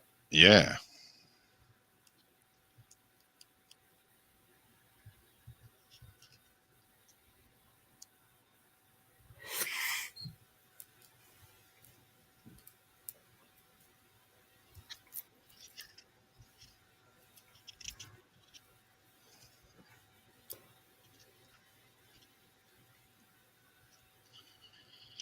Well, oh God, Queen of Eyes is a eyes What? card. What? It's the Queen of Eyes. I wasn't looking there because I was like, surely it's not an eyes or a graves card, but no, it's the Queen of Eyes right there. How many categories? You need to look after this and say how many categories of things. Queen of Eyes. The Queen of Eyes is an extrovert. She is outgoing, loving, and non-judgmental. She brings out the best in those around her. This card carries a feminine energy that can signify a happy home and a fertile garden. Well, I am planting a new garden right now. You are. So, yeah, man, that's crazy. Did we miss anybody? No, I think that's everybody. I see Raul and John just came in. If perhaps either of them might want a card. If either of you would like Rob to read a card for you.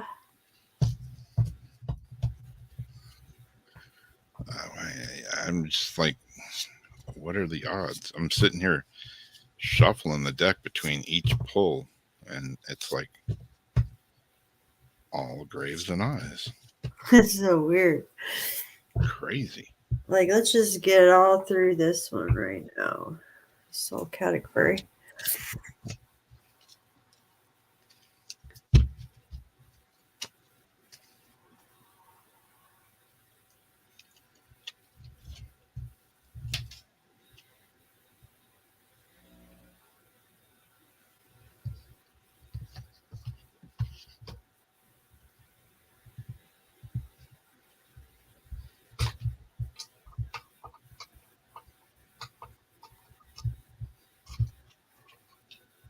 Janice L says we could try one for her.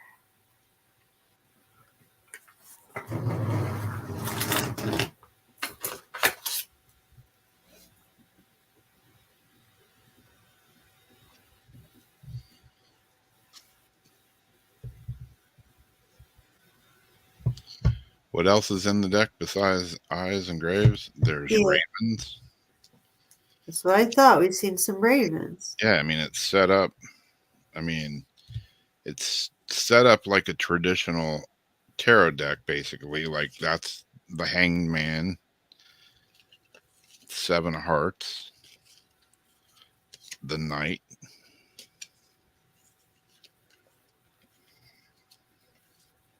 Four of Hearts.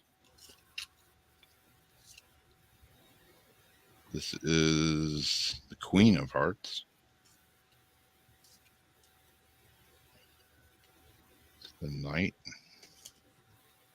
Page. Dream. Harriet. Yeah, we're not seeing the cards though. Oh, sorry. I'm like blurry and holding them up over here where you can't see them. But yeah, there's plenty in this deck other than, just graves and eyes. Huh. Let's see. Graves and eyes. I wonder if that there is like a clue to something. Yeah, I mean, let's see here. Graves and It eyes. says in the book,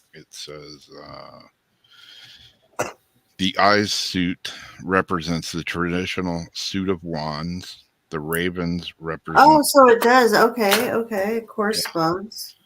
ravens represent cups. Hearts represent the suit of swords. The graves represent pentacles.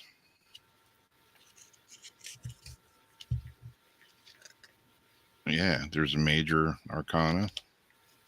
Yeah, so I mean, it's set up like, a traditional tarot deck, just with this, Edgar Allan Poe theme to it. I could look it up and it's like, do Graves' disease always cause bulging eyes? I was like trying to find correspondence with like eyeballs and graves, like myths. So I'm not really sure what this is. It's what 10 this is, but I'm going to freak out if it's graves. Uh-oh. It can't be. It can't, yeah. Okay. It can't be, can it? Yeah, it could. It could. Very well could. Does it go that Holy high? shit, it is. Shh, hush. It is. It is the 10 of graves. Wow. How? Why? How? What is going on? This is freaking me out. The 10 of graves. There's more graves than eyeballs, so that tells me what does graves symbolize? Like in dreams, what does graves symbolize? What does graves symbolize besides the obvious? The Ten of Graves signifies success in your family life and possible inheritance. Ooh. The card is assigned to pay attention to the people in your life as they are your true riches. Well, I mean, it's not a bad card, but it's just weird. How? He's been shuffling them like a motherfucker. I mean, how? Yeah, I'm shuffling through every pull, and it's just like unbelievable.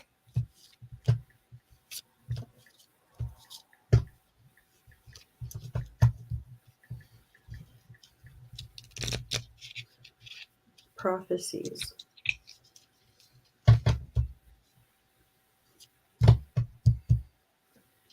Prophecies.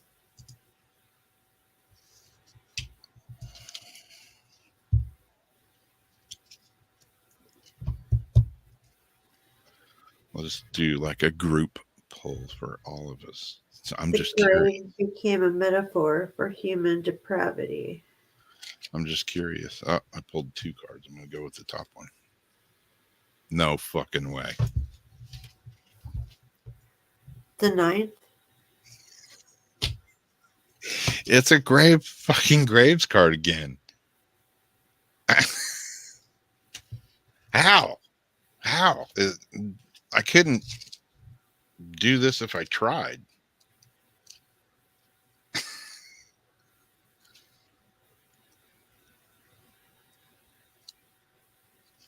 It doesn't make any sense. Spiritual meaning of grave. Sadness or fear. Omen of spiritual transformation. Exactly. If you're betting on Graves, Ariana, that's a good call tonight. Yeah. The 6 of Graves means that you will receive what you deserve. 6 cards often represent a journey, and this card indicates that you are on a journey with your wealth and financial stability.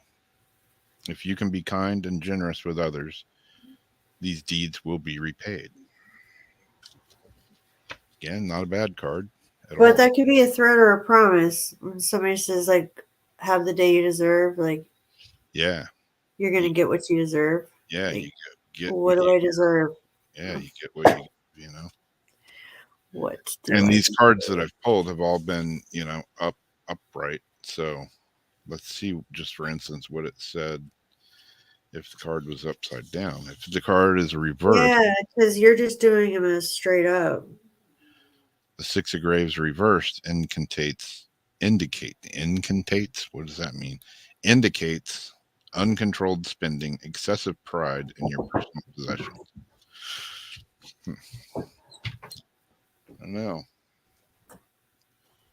Yeah, there's a ton of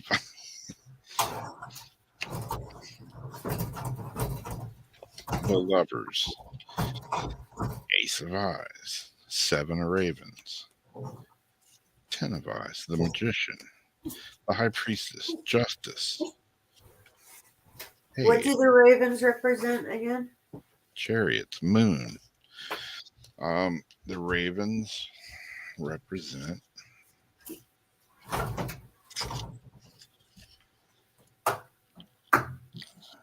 the Raven suit represents the traditional suit of cups.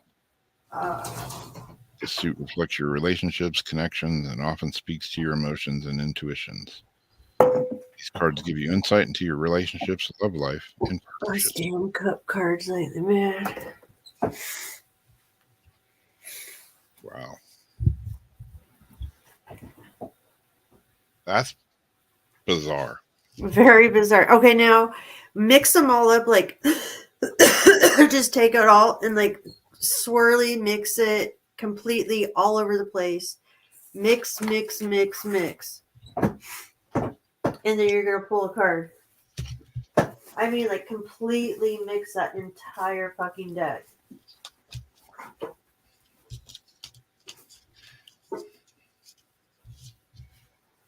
and then pull and shuffle like you would. Just for shits and giggles. For sheets and giggles. For shits and giggles. I hear that, Linda. That's pretty much my money goes to saving my cats and buying rocks as well. Once in a while, a new flash cable or a new hub when they get barfed in. Your what? Her hub get barfed? What? When my hub gets barfed in. Okay. Put them all together. Spread them all out. Mix them all up. Cutting the deck. And shake it all about. I'm gonna shuffle them. Do the hokey pokey. I wonder if that song's going to become bad or if it already has been. And take the top card. A skeleton? It is the queen. Which queen is it? Better not be the Queen of Graves. Or eyeball?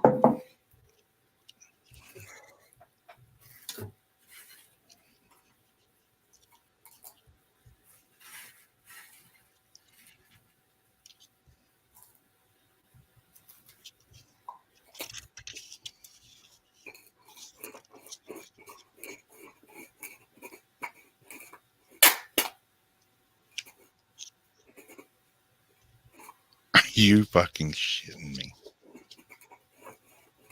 I just spread these out, moved them all around, put them together, shuffled them, cut the deck and shuffled them again, and that is the Queen of Graves.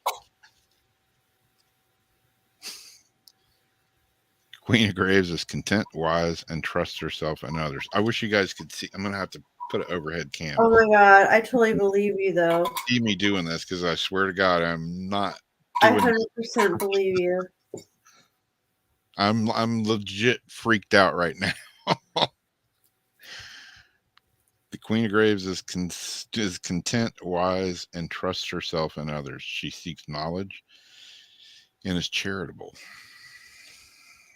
I'm befuddled. Cut the deck in the middle and grab the bottom card from the top part of the deck you cut. Like, cut the deck and then grab this bottom card. All right. Just so you can see me doing this. Cut the deck. Put them on the bottom and then grab the bottom card. Or cut it and grab Yeah, the bottom. like split it in half. And so that one in this hand, Okay. grab the bottom card of that one. As I'm doing it and you can't see me doing it. Well, no, but. Okay, let's do this again. Yeah, so then.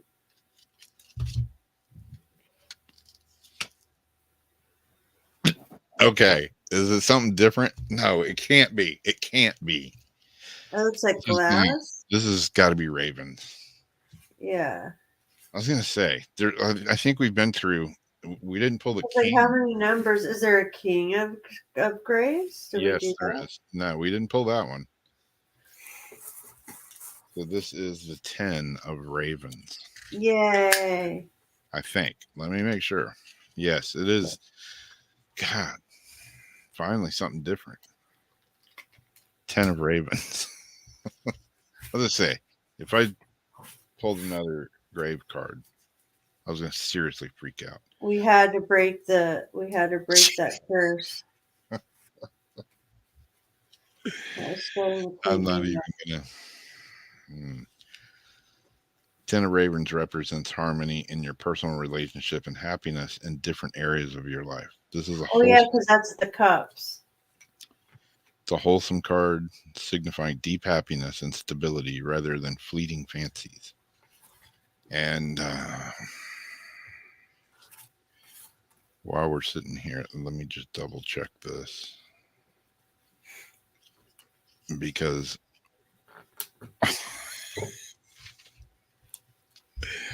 when I set this deck down, one of the cards popped out that we were Yeah. just talking about. And that, my The dear, king of the raven, the king of the grave. yes.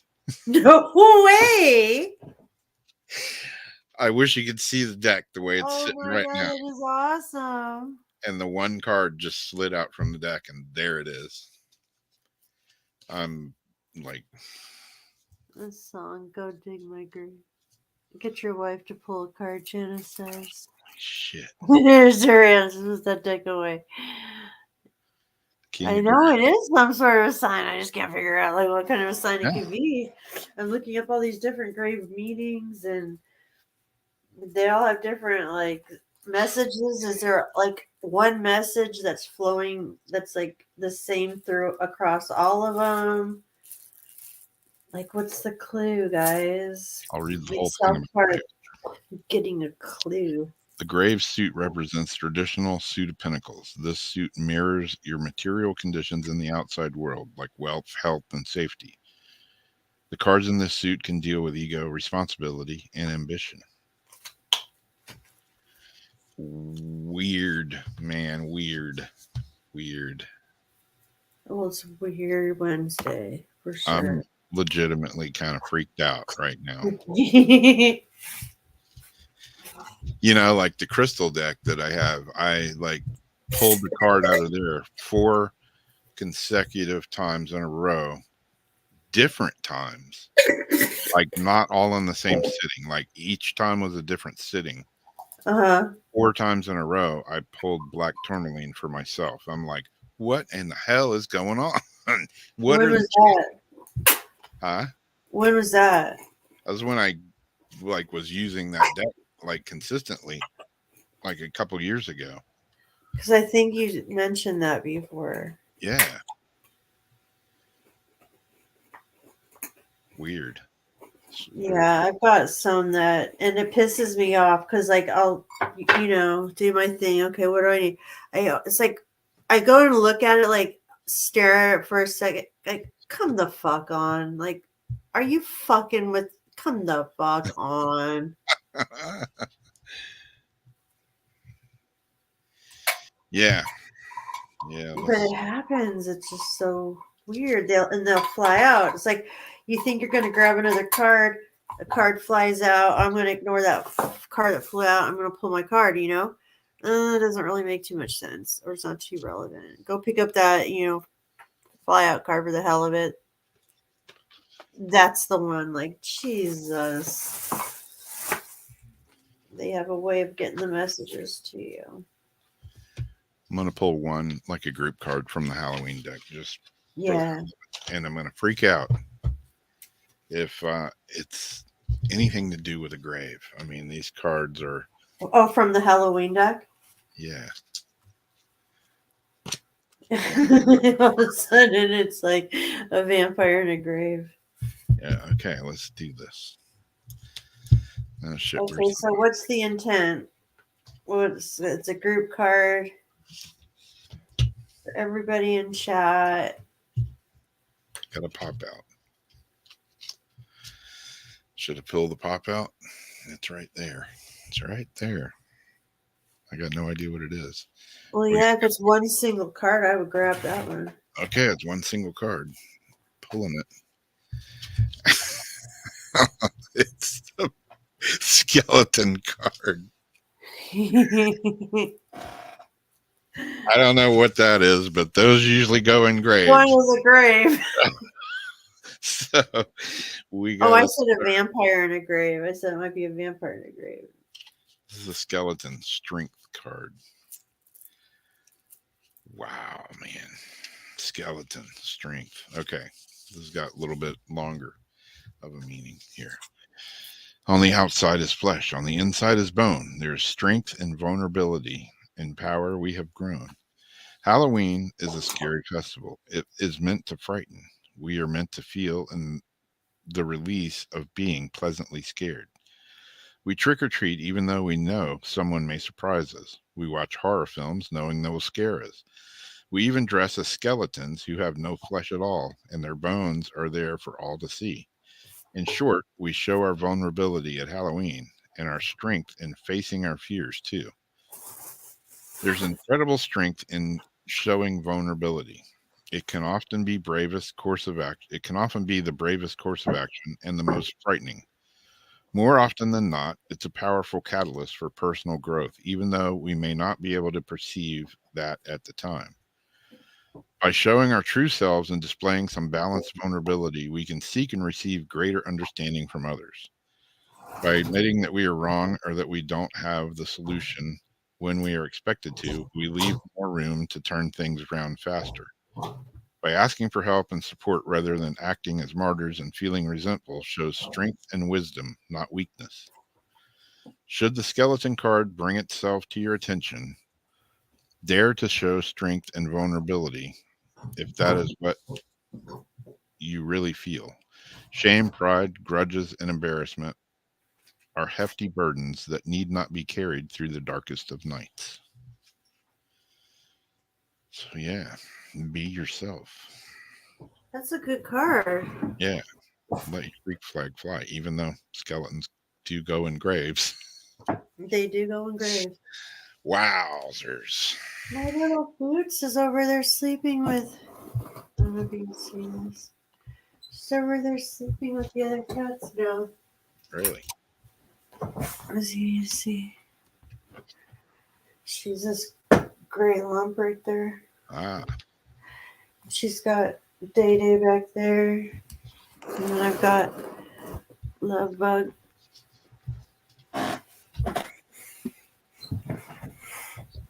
Back there. But they haven't been sleeping together in a long time and sleeping in weird places because they don't feel good. So it's nice to see them doing kind of normal stuff. well, yeah, that freaky experiment in tarot cards was the Edgar Allan Poe Tarot, which I got for $12 at Barnes and Noble, right inside the front door.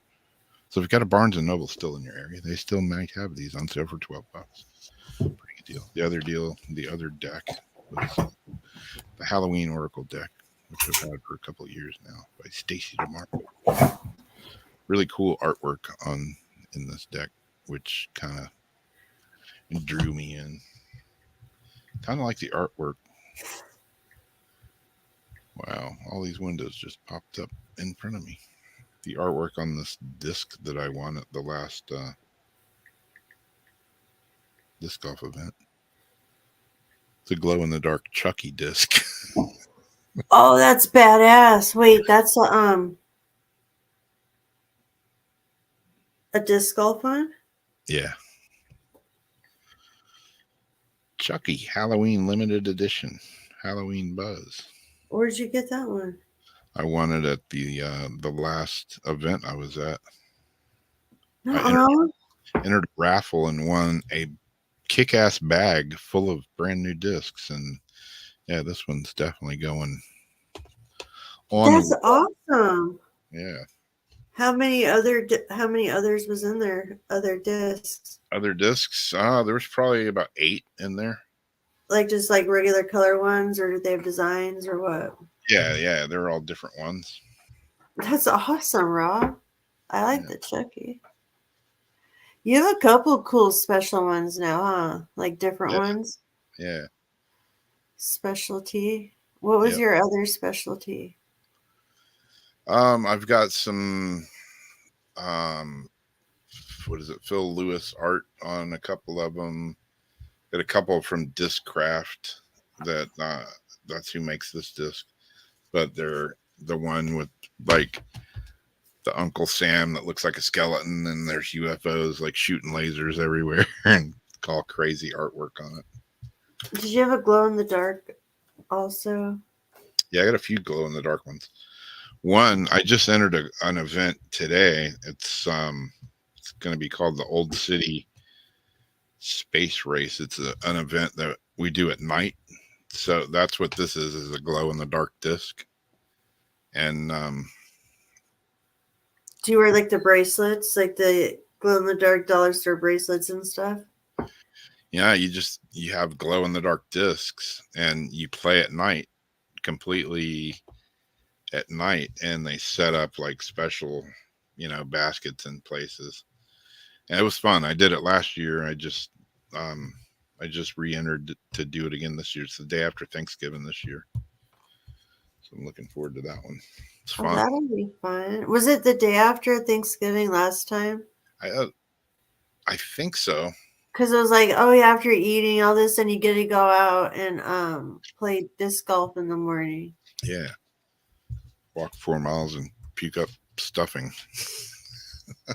Puke up your giblets. Puke up your giblets.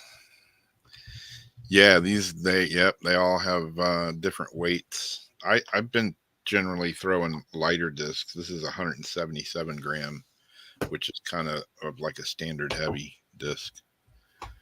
I've been throwing discs in the 150 range because I have a baby arm.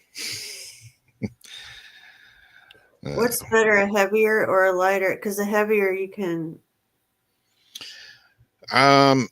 Yeah, I mean, if you got a good arm, a heavier disc is gonna be. It's gonna cut through. Like if you have headwinds or anything like that, that's when I throw heavier discs like this one. Like I was playing today, and I was throwing some heavier discs. But then again, I threw one of my light discs and had one of the best throws of the day. So I don't know. I'm still figuring it out. 11/11. Make a wish. There you go. You have to wish for.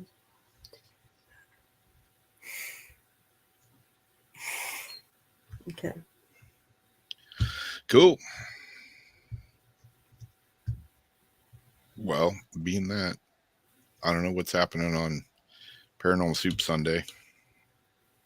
Yeah, I'm not sure. I think I'll be here. Yeah, it better be. Yeah, I'll be here. I don't know. I'm going out of town next weekend, not this weekend. For the Shark's Teeth, right?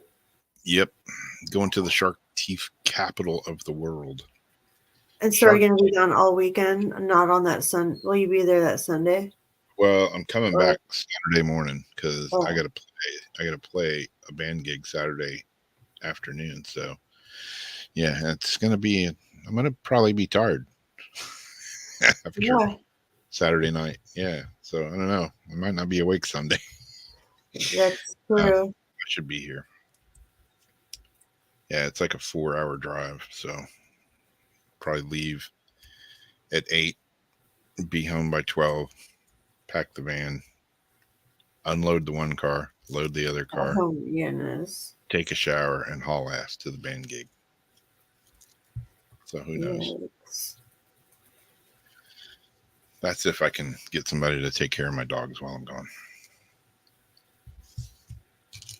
So other than that, I guess I'm out of here. We're out of here. Y'all are out of here. Have a good night. Have a good rest of the night. Whatever. It's like in the morning for me. It's 2:13 in the morning.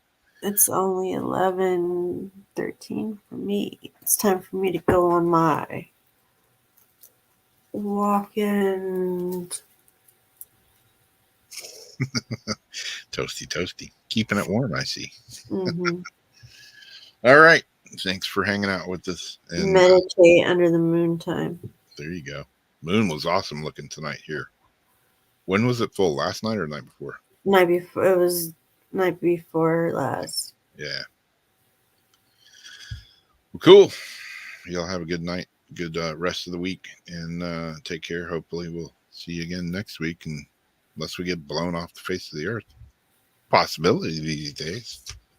Let's not think that way though, right? All right. Talk at y'all later. Good night.